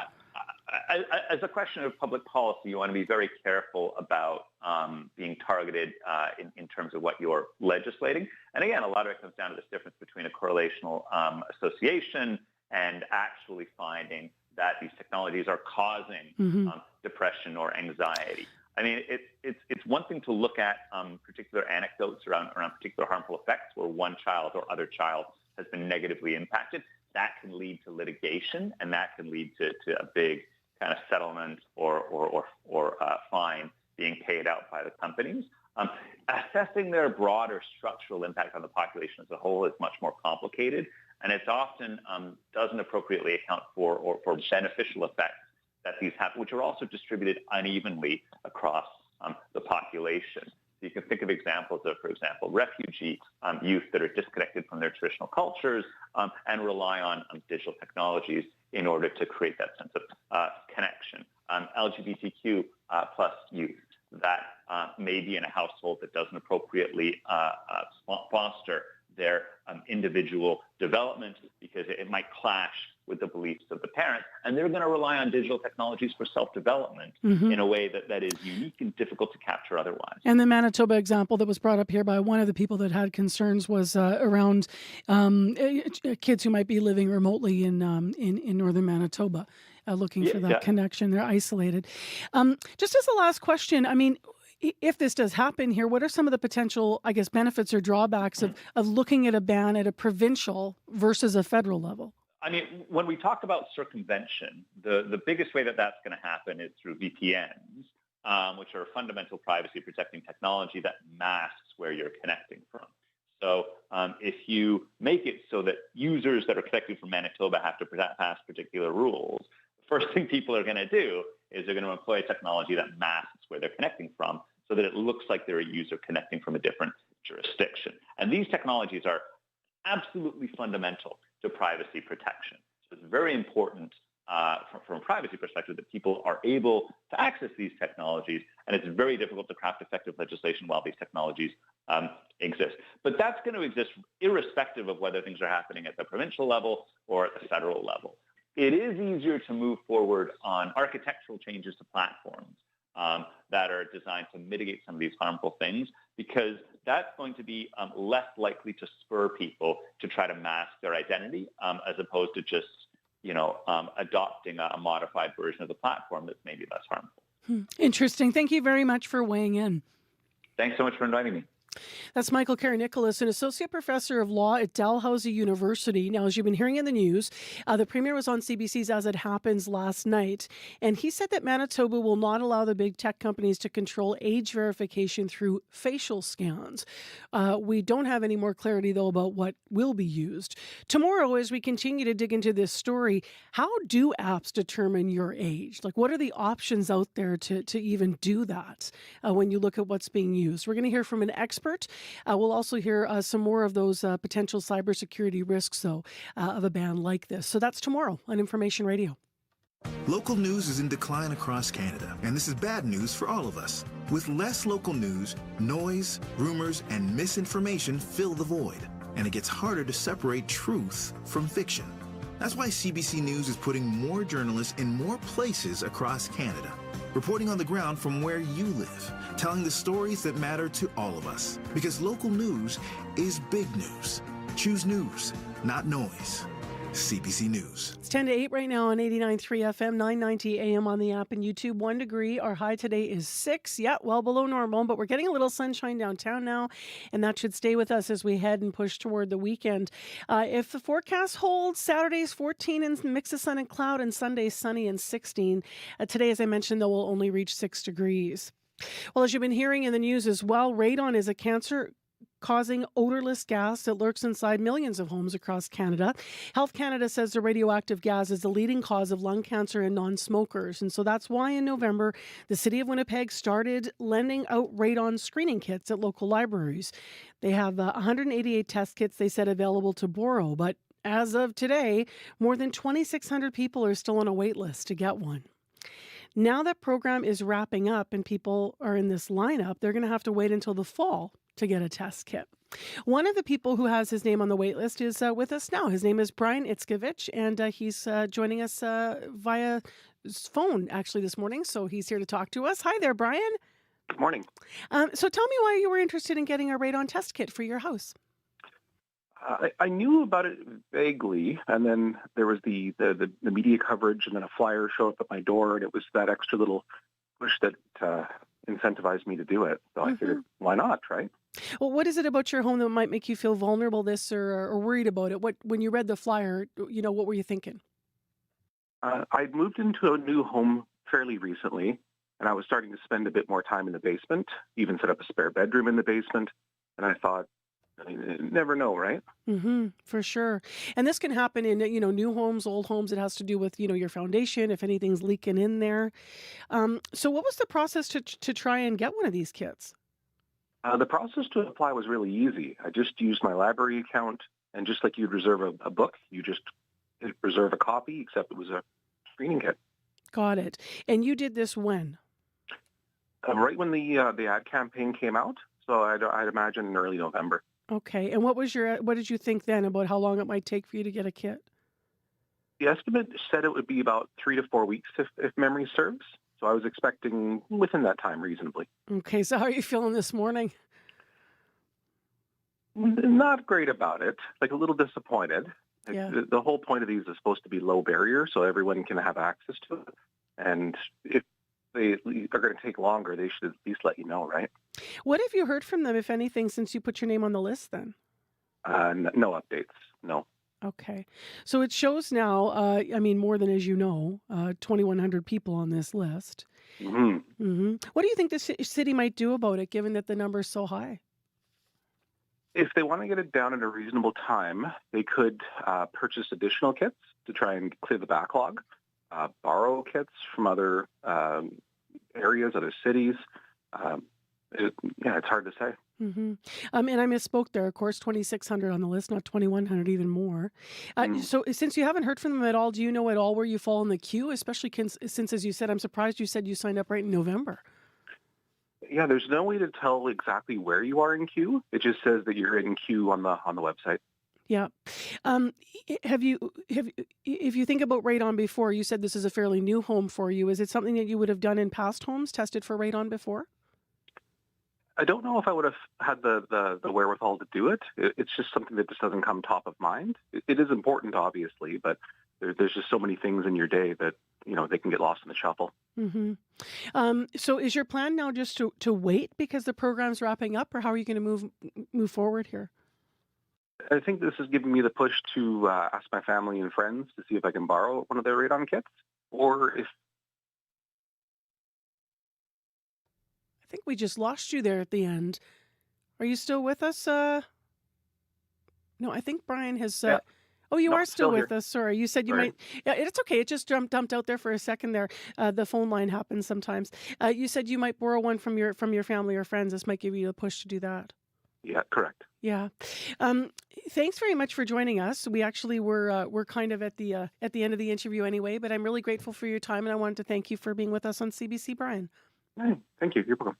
So Brian's one of those people on that big list. As we mentioned, 2,600 people on it waiting for these kits. The city right now, by the way, has told CBC they have no plans to increase the number of kits when the program comes back in the fall. So that's surprising, only given that so many people are already on this list. It means there's already going to be another wait list if they only go with some 800, I think it was, we said, that they had to begin. Sorry, 188 test kits is what they had to begin.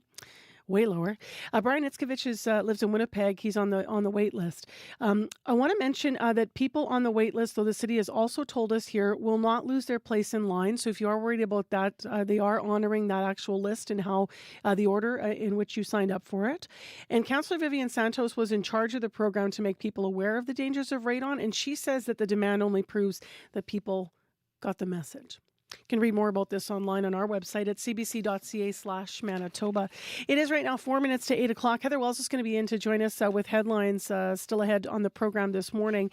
That's coming up. Also, want to mention what's going on with one school in Winnipeg. You likely know this by now if it's your school, but it's closed today. The DSFM says that École Saint-Georges is closed. That is due to an unscheduled water shut-off. So that's because of an unscheduled water shut-off.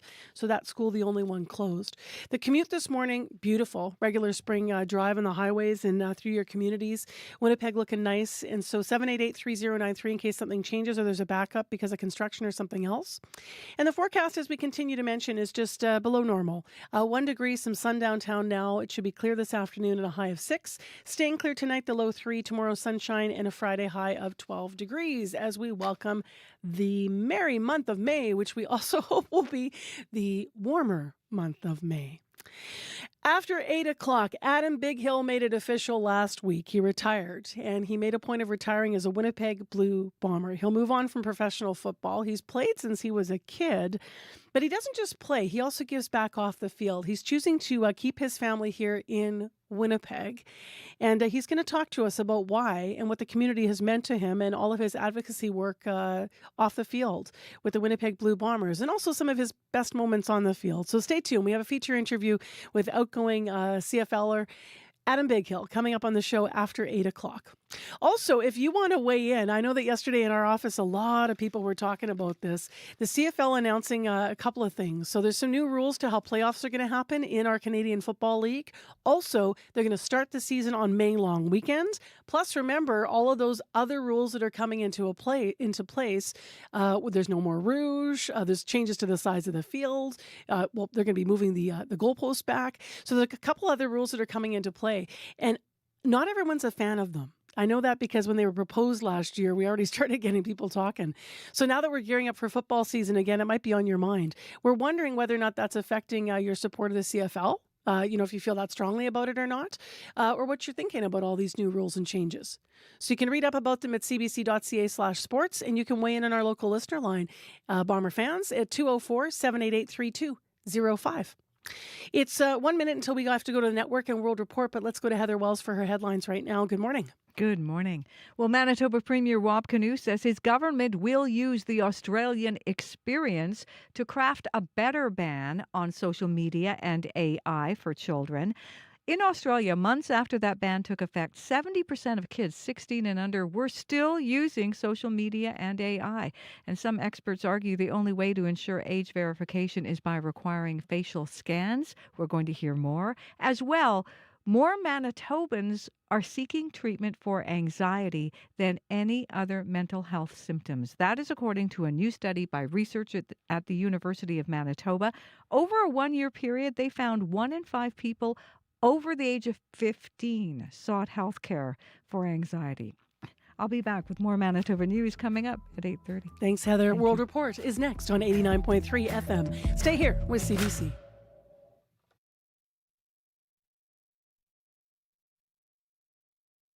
On cue.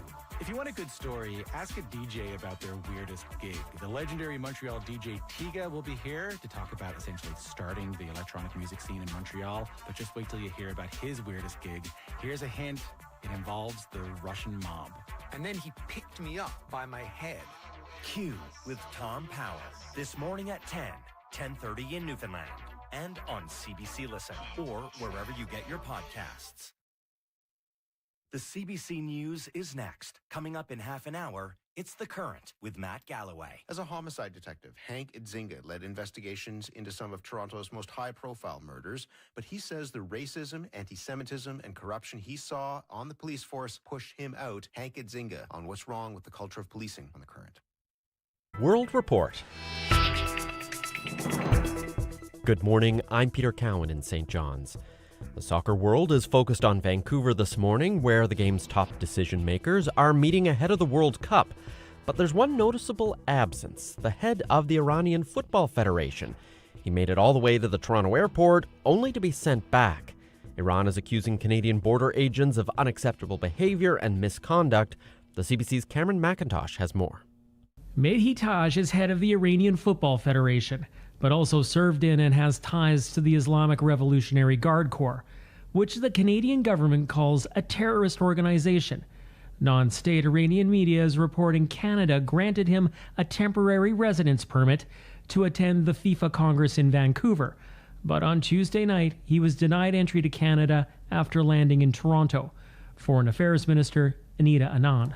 It's not my personal lead, but my understanding is that there is a revocation of the permission. It was unintentional. Conservative immigration critic Michelle Rempel-Garner. How did this guy get on a plane? He's an Iranian regime official, like clearly documented. I think a simple Google search would have told them that. A temporary residence permit allows someone normally ineligible to come to Canada to visit for a compelling or specific reason.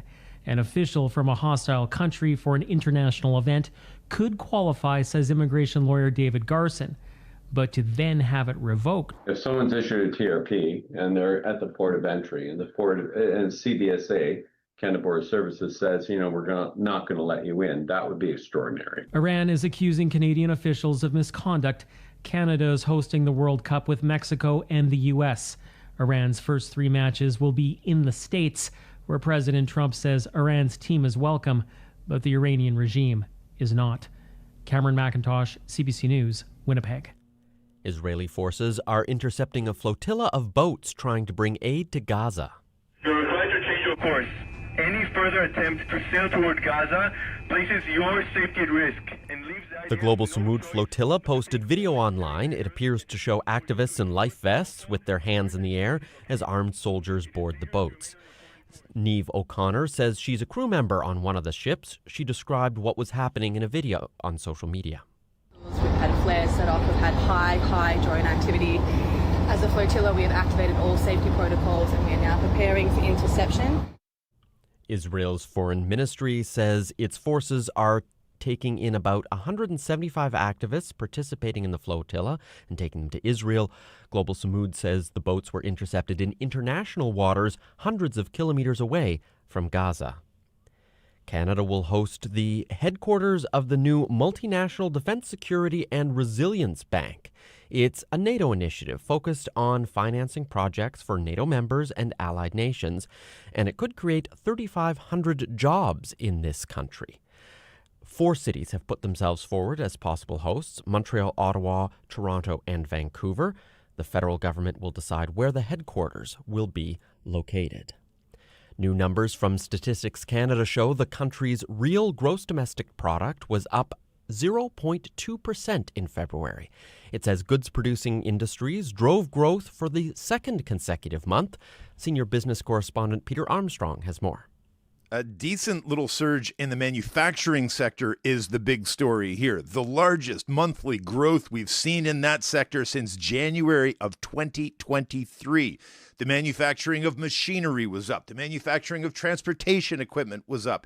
And after 3 straight months of declines in motor vehicles and parts manufacturing, that sector jumped too. And if you zoom in just to look at motor vehicle manufacturing itself, you see a 20.4% month-over-month increase. Now, some of that is just ramped up production in Ontario as lines were retooled, but it is very good news and very welcome news for a sector that's been one of the hardest hit during the trade war. And if you take all these numbers and you combine them with the Statistics Canada's preliminary estimate for March, we see the Canadian economy likely grew at an annualized pace of 1.7% in the first quarter, coming in slightly better than economists had been expecting.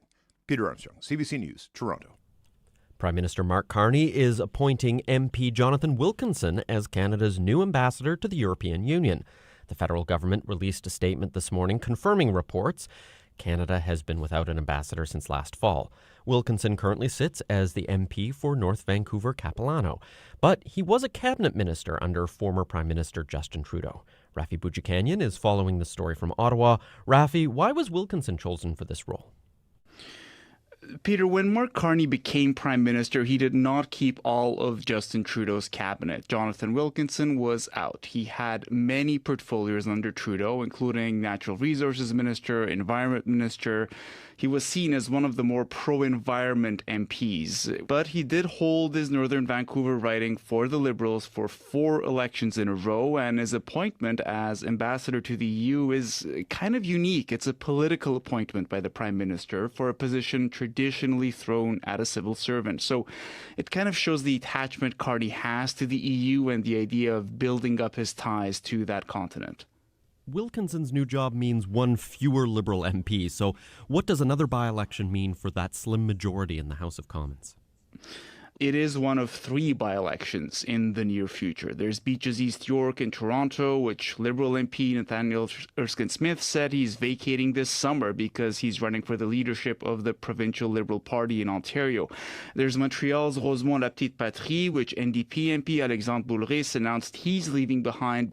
And now there's Vancouver North Capilano, which, unlike the other 2, again, goes vacant immediately. It might seem like a temptation for the NDP's new leader, Avi Lewis.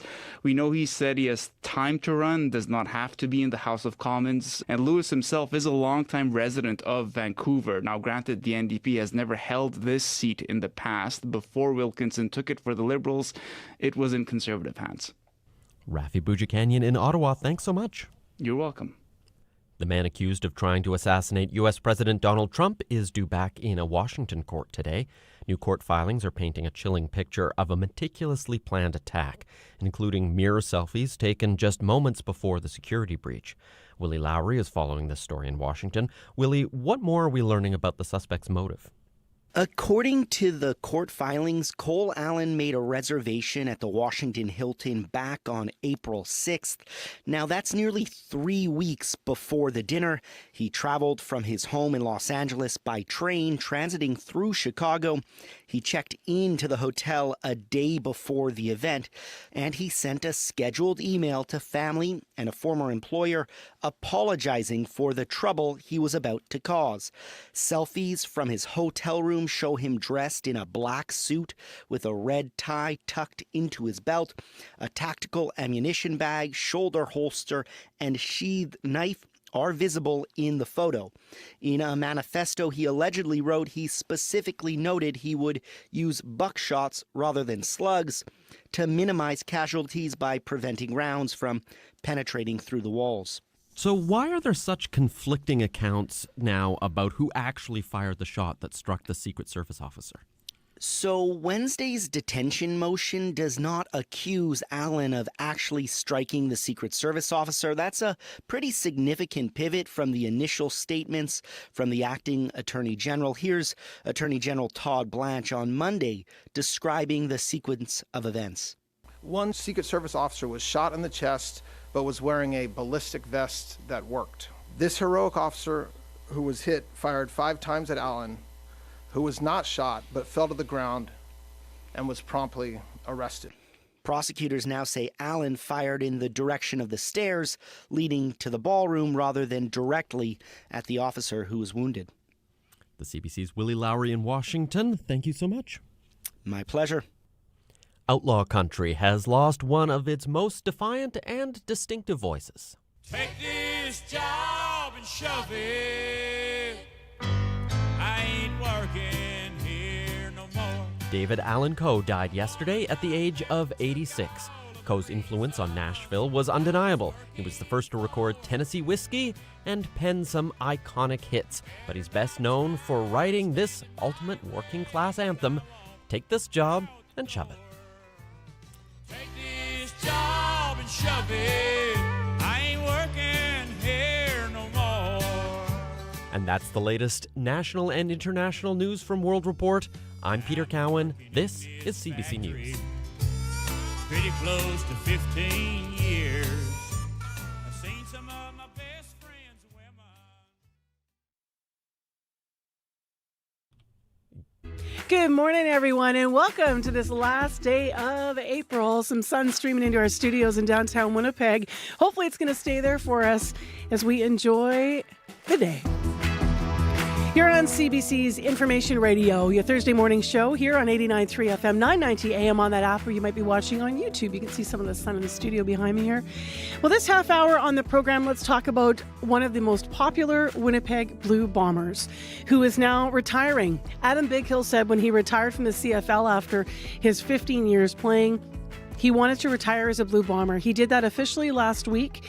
And he talks to us this morning in this half hour of our program about what Winnipeg has meant to him and his family, why he's deciding to stay here, but also about what work he has done in our city off the field and what that's meant to him and will continue to mean to him. So feature interview with outgoing CFL and Bomber great Adam Bighill coming up. First, let's go to Heather Wells, who's in our news department, and she has headlines on stories developing today. Good morning. Good morning. Well, the search of the Prairie Green landfill has been decommissioned. The province just announcing that moments ago. The remains of Morgan Harris and Mercedes Myron were found in that landfill just north of Winnipeg, and now the province says that search is officially completed and decommissioned, their language. We're going to hear more about that coming up as well. More than 2,000 customers at the Winnipeg Library are still waiting for radon testing kits. The devices that screen for the radioactive gas became available to borrow at all branches last fall, but the nearly 190 kits didn't keep up with demand, creating a backlog that had some people in queue for months, and they'll be in queue for months more because the program doesn't resume now until fall. We'll have more Manitoba news for you coming up at 8:30. Heather, do you want to hear about the warm spot in the province? Yes, I do. It's Gretna. How warm is Gretna? It's 2. Oh! Do you know what? I would take a 2. I actually, at 7:30, said it was 2 because I couldn't remember what the last number I said, and I thought 2's a nice number. Way to go, Gretna. I think we were at 1, so you really weren't far off.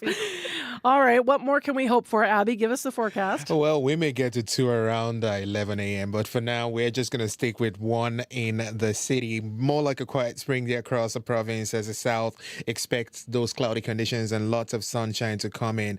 We're still seeing some fog patches clearing the northern part of the province. For the Red River Valley region in the city right now, we're looking at some sunshine in the downtown. Currently 1 at the Forks. Similar matching temperatures we have at the airport. Temperatures going to hover around 0. Then we start crawling up by maybe like midday we get to 2, and before the end of the day we get to 6 degrees. Though those winds from the north will be picking, so it's going to make things really feel cooler. And then we'll see more clear skies tonight, followed by a beautiful sunny Friday where we get to touch 12 degrees. Similar conditions across the south, most regions hugging -1 or 1 degree, while up north we're seeing most regions between 2 degrees and -9 as you go towards Gillam this morning. Also, highs would be like above 0 for a bunch of regions up north. But across board, we're enjoying this calm spring day across the province. The southern part clearing with some sunshine, and also sunshine being spotted in the north. And I'm always having my eyes on Tudula Lake because that's where we have the cold spot most of the time. Usually. But it's at 1 at this time. All right. Matching Winnipeg. See, a little gift for Tuduli. Is it right, Corey, you went for a family run yesterday and you put your kid in a parka? Yes, I did. We had to for literally the third or fourth time we had to fish it out of the basement. His snowsuit. Keep putting it back, to hoping. get it back on. But actually, it got kind of nice and sunny in the evening. So then he was kind of getting hot, and we had to kind of unzip him by the end of it. So. Well, today, as Abby's been calling it, a slow turn. So tomorrow, new month. Hopefully, we'll be in brighter days here. The commute today's been pretty good again, right? Yeah, pretty quiet overall. Haven't heard of any major issues out there. It is the beginning of construction season, so things are starting to pop up, particularly westbound, eastbound portage between Tilehurst and Spruce. There's been construction, and it's down to one lane often on either going both ways. But that is expected. The last day expected to be tomorrow for that construction. If that's been an annoyance for you, if you do see anything else though going on, you can give me a call on the CBC commuter line. That number 204-788-3093.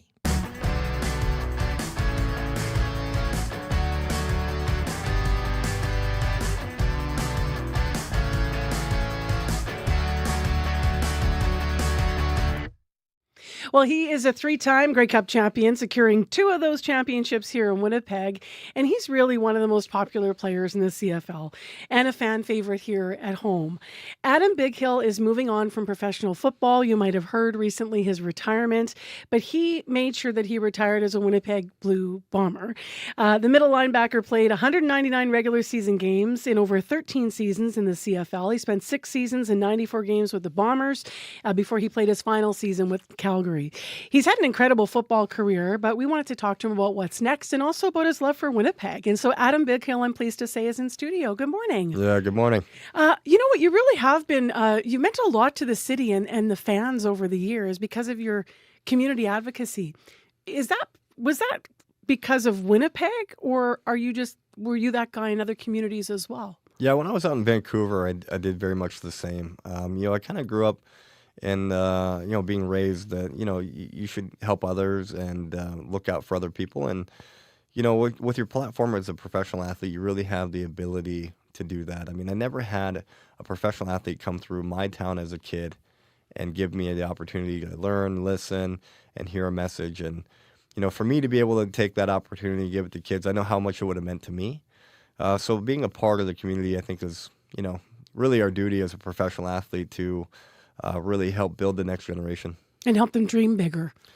You know what? Sometimes it just takes a kid hearing the message the right way from the right person to know something's possible. Because if it's never said, and how can you expect somebody to know? Your town as a kid would have been in the States. Yeah, that's right. Montesano, Washington, small little town, about 4,000 or 5,000 people. Yeah. Yeah. I heard you say this was part of what you said with your retirement comments in answer to a reporter's question that it's not only that you never thought you might land and settle in Winnipeg with your wife and your family here because you had a house in Vancouver, but that you actually never thought you might end up in Canada. Yeah, exactly. You never know where life is going to take you. But, we're very happy here in Winnipeg. Since we came here from when I returned from the NFL, Winnipeg treated us very, very good, like family, welcomed us in right away. And, we've enjoyed ourselves here really since 2018, ever since. And, we've just built something special together here. I think us as a Blue Bomber, group, and then the fans being a big part of it, bringing a Grey Cup back to Winnipeg. It had been 29 years before Winnipeg won, and being a part of the group to bring that back and win back-to-back Grey Cups. And I think inevitably, if you told any fan out there, hey, you're going to go to 5 Grey Cups in a row, you're going to win 2, are you going to be happy about it?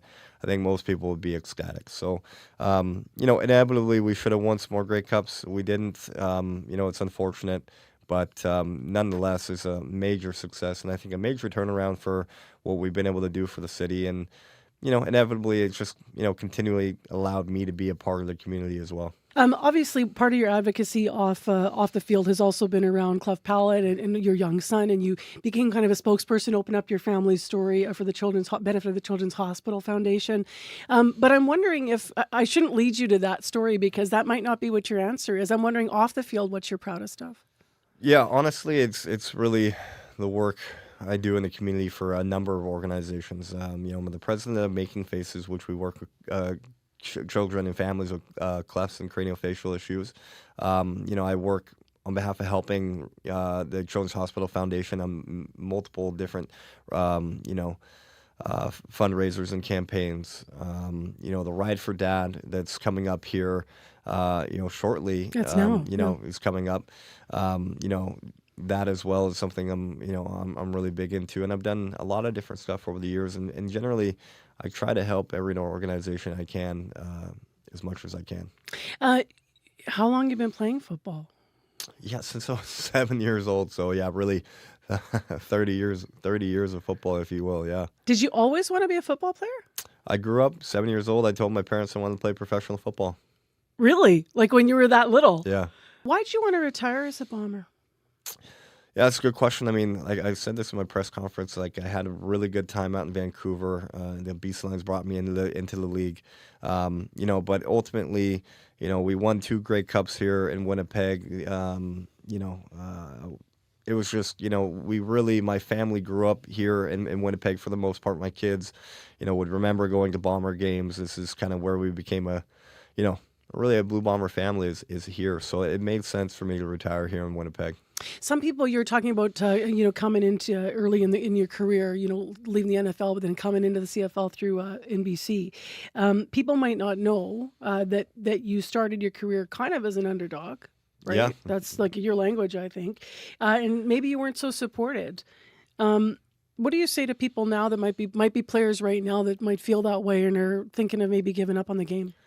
Well, it's what I really enjoy is talking to youth athletes and basically, listen, like people look at me and they might say, well, you don't necessarily look like all the football players I might have seen. Okay. But, at the end of the day, someone has to get a scholarship. Someone has to get a scholarship. Why not you? Someone has to make it professionally. Why not you?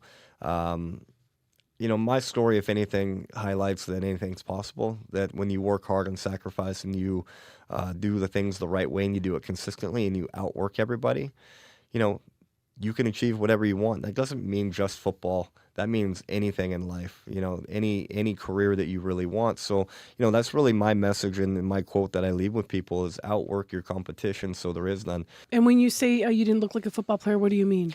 Well, your typical linebacker is going to be, 6'1". Yeah. Yeah. So from my entire career, you're like, oh, you're undersized.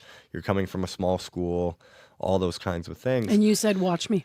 Yeah. And I said, watch me. At the end of the day, I'm going to wake up earlier than you and train more than you and eat better than you and sleep better than you. And I'm going to do it every day. And every day that you're not doing that, I'm getting better and better and better. And sure enough, time compounds. And there's just, you can't go back in time yet, as far as we know. So what you do with today matters.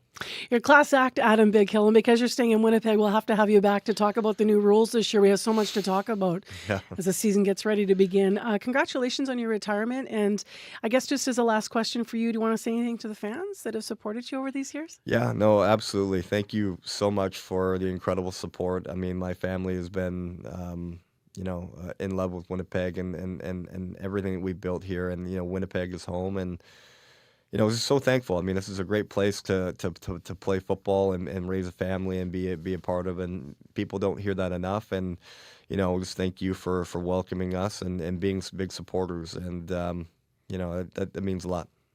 Thank you for coming in. Yeah, thank you. Adam Bighill just retiring as a Blue Bomber last week after more than 15 seasons playing football in the CFL. He's going to continue to coach locally. He'll live and work in Winnipeg, and as an investment advisor is work he's been doing already. And he told us as well he's going to just enjoy spending some quality time with his kiddos who are now 6, 8, and 10. The puck may have dropped on the playoffs, but the news doesn't stop for hockey. I'm Brittany Greenslade, host of CBC Winnipeg News at 6. To get your local news, stream CBC Winnipeg News at 6, 24/7 on CBC Gem, the CBC News app, and selected streaming platforms. CBC Winnipeg News at 6, your local news on your favorite streaming device. It is 8:24 a.m. right now, and it's concert season. I know I got my tickets for the Burt Block Party already this summer, and there's a whole bunch of things going on. But a concert that's coming up closer than the Burt Block Party, which is in August, is May 7th at Canada Life Centre. And I suspect it's going to be rocking because Diljit Dosanjh is playing. So we pulled a bit of music from him this morning. This is him with Sia in a tune produced by David Guetta on CBC. वे देख तेरी रांझे वर्गी है देख तेरी रांझे वर्गी वे उत्तों मुंदरा पवा लईया वे देख तेरी रांझे वर्गी वे किसे नू नी रोग लभया है किसे नू नी रोग लभया वे मैं नब्ज़ां दिखा लईया वे देख तेरी रांझे विच गावे नी ये रुसिया यार मनावे मेरी हीर नशे विच गावे नी ये रुसिया यार मनावे अल्लड़ी उमरे दिल विच रौला दर्द उठे वे हौला हौला अल्लड़ी उमरे दिल विच रौला दर्द उठे वे हौला हौला अल्लड़ी उमरे दिल विच रौला दर्द उठे वे हौला हौला अल्लड़ी उमरे दिल विच रौला दर्द उठे वे हौला हौला वे देख तेरी रांझे वर्गी है देख तेरी रांझे वर्गी वे उत्तों मुंदरा पवा लईया वे देख तेरी रांझे वर्गी वे किसे नू नी रोग लभया है किसे नू नी रोग लभया वे मैं नब्ज़ां दिखा लईया वे देख तेरी रांझे वर्गी like the lover I've been seeing in my dreams. Kisses on my collarbone, vivid fantasies. You look like the lover I've been hoping I would find. Dancing to your heartbeat, spinning round my mind. Alladi umre dil vich rauda dard uthe ve hola hola. I'm the only one that you want, but you're taking your time. I said hold up, hold up. Oh, alladi umre dil vich rauda dard uthe ve hola hola. If I'm the only one that you want, showing up, showing up. वे देख तेरी रांझे वर्गी है देख तेरी रांझे वर्गी वे उत्तों मुंदरा पवा लईया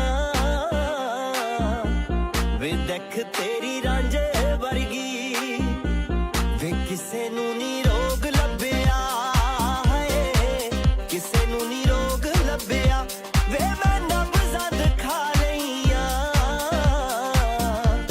वे देख तेरी रांझे वर्गी है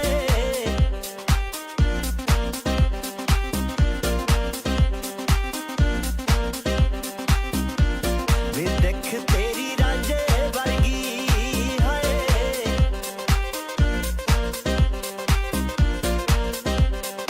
I call that tune a mood turner. If you're not in a better mood right now or bopping along or having a smile, I don't know who you are. That is Diljit Dosanjh. She's playing Winnipeg on May 7th. So that concert is coming up. Going to be playing at a Canada Life Centre. And super fun. That song features Sia. It's produced by David Guetta, and it is Ranja. Ranja, by the way, a legendary hero of classic Punjabi romance. So, in case you're wondering. Corey is here to talk about our ongoing coverage of the proposed AI ban. Now, we're doing, social media ban. I keep saying AI, but this is for kids 16 and under. And we've had ongoing coverage this week because we would be the first in Canada to do this. And we're still sort of, as we await for the legislation to be written, we're doing a number of different angles to try to learn more and get ahead of this because it's huge. So, tomorrow, who are you talking to? So, tomorrow I'm going to talk to Richard Rogerson, who he's a cybersecurity CEO of a company called Packet Labs out of Ontario. And we've been hearing in the news, Wab Canoe talking about how age verification, that's really the central question. How are you going to keep kids off of those sites? And it's a sticky question because he says those companies, he doesn't want them to be scraping our kids for data in that age verification process. So I'm running it by Richard Rogerson. I taped an interview with him just earlier today. And I asked him, if the companies aren't going to do it, is this something that the province could take on? So here's what he had to say. Well, technically, it's possible for the province to own that. It would just have to be that the social media platforms would have to reach out to the government API endpoint to say, is this person of that age? And have the government do those validations. So you could pass that on. It would just require cooperation with the platforms to be able to share that information and make sure that that check is done. Again, it would have to be done on everyone within the province who is accessing the platform, but then of course VPN could bypass that restriction. So it makes it overly challenging to implement and enforce. And I also imagine it might be a certain cost from the province to pull something like that off too. So lots of questions about that. He's a dad himself, so I also just ran by how he goes about social media with his kids. That conversation coming up tomorrow on Information Radio. Okay, thanks, Corey. Thank you. As you know, Corey hosts InfoRad on Fridays, so we'll have that with him tomorrow. I want to thank some of the people that worked on today's edition of Information Radio. Associate producer Kaylin Monkman with items in today's program, as well as reporter Megan Ketchison. Also on the program today, associate producer Sophia Peralta-Barone working on some of the work. And our producers in unit, Nellie Gonzalez produces the shows. We have Leif Larson, who's our senior producer of audio here at CBC Manitoba. In our news center this morning, Alana Cole, Aaron Broman, and Heather Wells. And our live Studio 15 crew, Abby Adeyemi, Corey Funk, and Darren Marash, the fantastic three in our studio control room this morning. Thanks, guys. And thank you for listening. We're not quite done with the show yet. We have the 8:30 news coming up next right here on 89.3 FM. This is CBC News. Good morning. I'm Heather Wells in Winnipeg. At 8:30, it is 1 degree. A chilly end to the month of April, still well below normal as the sky clears, a high today of 6. The search of the Prairie Green landfill has been decommissioned. The province just announcing that this past hour. The remains of Morgan Harris and Mercedes Myron were found in that privately owned landfill just north of Winnipeg last year. The province says the search was completed and decommissioned in a safe and fiscally responsible manner, costing just over $18 million. All search materials have been cleared away. Human remains identified as Morgan Harris and Mercedes Myron, both of Long Plain First Nation, were located last year, and this morning's statement says the conclusion of the search was commemorated with private ceremonies to honor both women and the strength of their families. More than 2,000 customers at the Winnipeg Library are still waiting for a radon testing kit. The devices that screen for the radioactive gas became available to borrow, just like a book, at all branches last fall. But the nearly 190 kits didn't keep up with the demand, creating a backlog that had some waiting for months. Brian Iskovich registered to get a kit 6 months ago. He's still in the queue. Now he's going to have to wait at least until November when the program restarts after wrapping up for the spring today. Iskovich says more kits are desperately needed. This isn't a problem that's going away necessarily. It's a long-term issue. And our region is known for issues with radon, so it needs to be addressed properly and rolled out. A spokesperson for the city says there are no plans so far to increase the number of kits. Manitoba Premier Wab Kinew says his government will use the Australian experience to craft a better ban on social media and AI for children. Months after the Australian ban took effect, 70% of kids 16 and under are still using social media and AI. Some experts argue the only way to ensure age verification is by requiring facial scans. Kinew says Manitoba's taking that into consideration. This ban that we're bringing in should not become another way for these companies to scrape data from our kids, meaning the age verification data should not rest with these companies. They should not get access to our identification. They should not get access to scans of our faces or other biometric information. Kinew believes his government would have the clout to collect massive fines from big U.S. tech companies should they violate the ban. More Manitobans are seeking treatment for anxiety than any other mental health symptoms. That is according to a new study by researchers at the University of Manitoba. Over a 1-year period, they found 1 in 5 people over the age of 15 sought health care for anxiety symptoms. The study was led by epidemiologist Lindsay Dahl. He says the data likely underestimates the scale of the problem because many people simply decide not to seek treatment. 20% of the population is certainly a substantial percentage of the population that we're able to identify. There's also a considerable number or percentage that don't actually access these services or seek out these services. The study found the second most common affliction for Manitobans seeking treatment, depression. 1 in 6 people seeking help through a regional health authority for depression symptoms. The Winnipeg Blue Bombers are counting on a fresh injection of talent after a pair of player drafts this week. After selecting 9 players in the CFL Canadian draft, the Bombers added 2 more in yesterday's global draft. The first of those was Finnish defensive end Edward Vesturinen. The former University of West Virginia Mountaineer is expected to attend rookie minicamp with the Minnesota Vikings, but Winnipeg Blue Bomber GM Kyle Walters would love to see him in blue and gold. Just a 100 miles an hour lunatic Tasmanian devil in a really positive way for a big man and just plays the right way. We'll see. I spoke with the agent. I spoke with Edward. They seem excited at the prospects of the CFL. I feel like that's something you really have to see, 100 mile an hour. Yeah. By the way, CFL Rookie Camp begins May 6th, and full training camps start up on May 10th, not far off.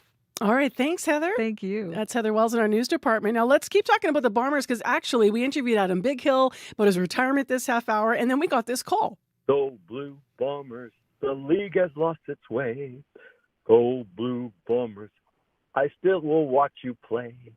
Go Blue Bombers, gotta grab the cup. Go Blue Bombers, Adam Bighill is the best you've ever seen.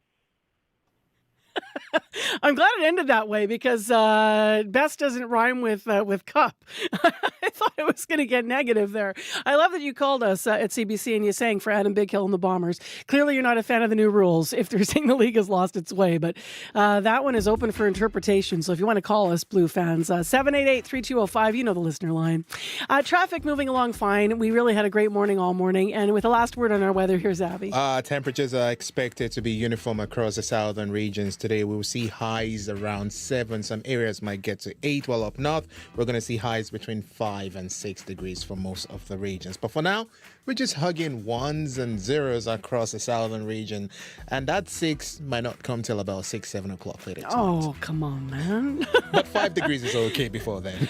Thanks, Abby. Thank you. Well, over your lunch hour, you can call in and tune in, and we hope you do to Radio Noon. Between 12:30 and 1 o'clock, they have their call-in. Today, they're looking at conspiracy theories. Now, this is something that used to be sort of maybe, on the edges of things. Now it's really in mainstream society. It's in all kinds of places in our world, online, and in your real life. So what do? Have you ever fallen victim to a conspiracy theory of one sort or another and then come out of it? And how did that happen? What's the story?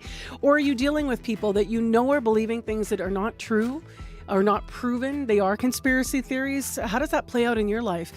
It's all about the conspiracies between 12:30 and 1 in the call-in on Radio Noon. So tune in with host Marjorie Dalhouse. Take care, Manitoba.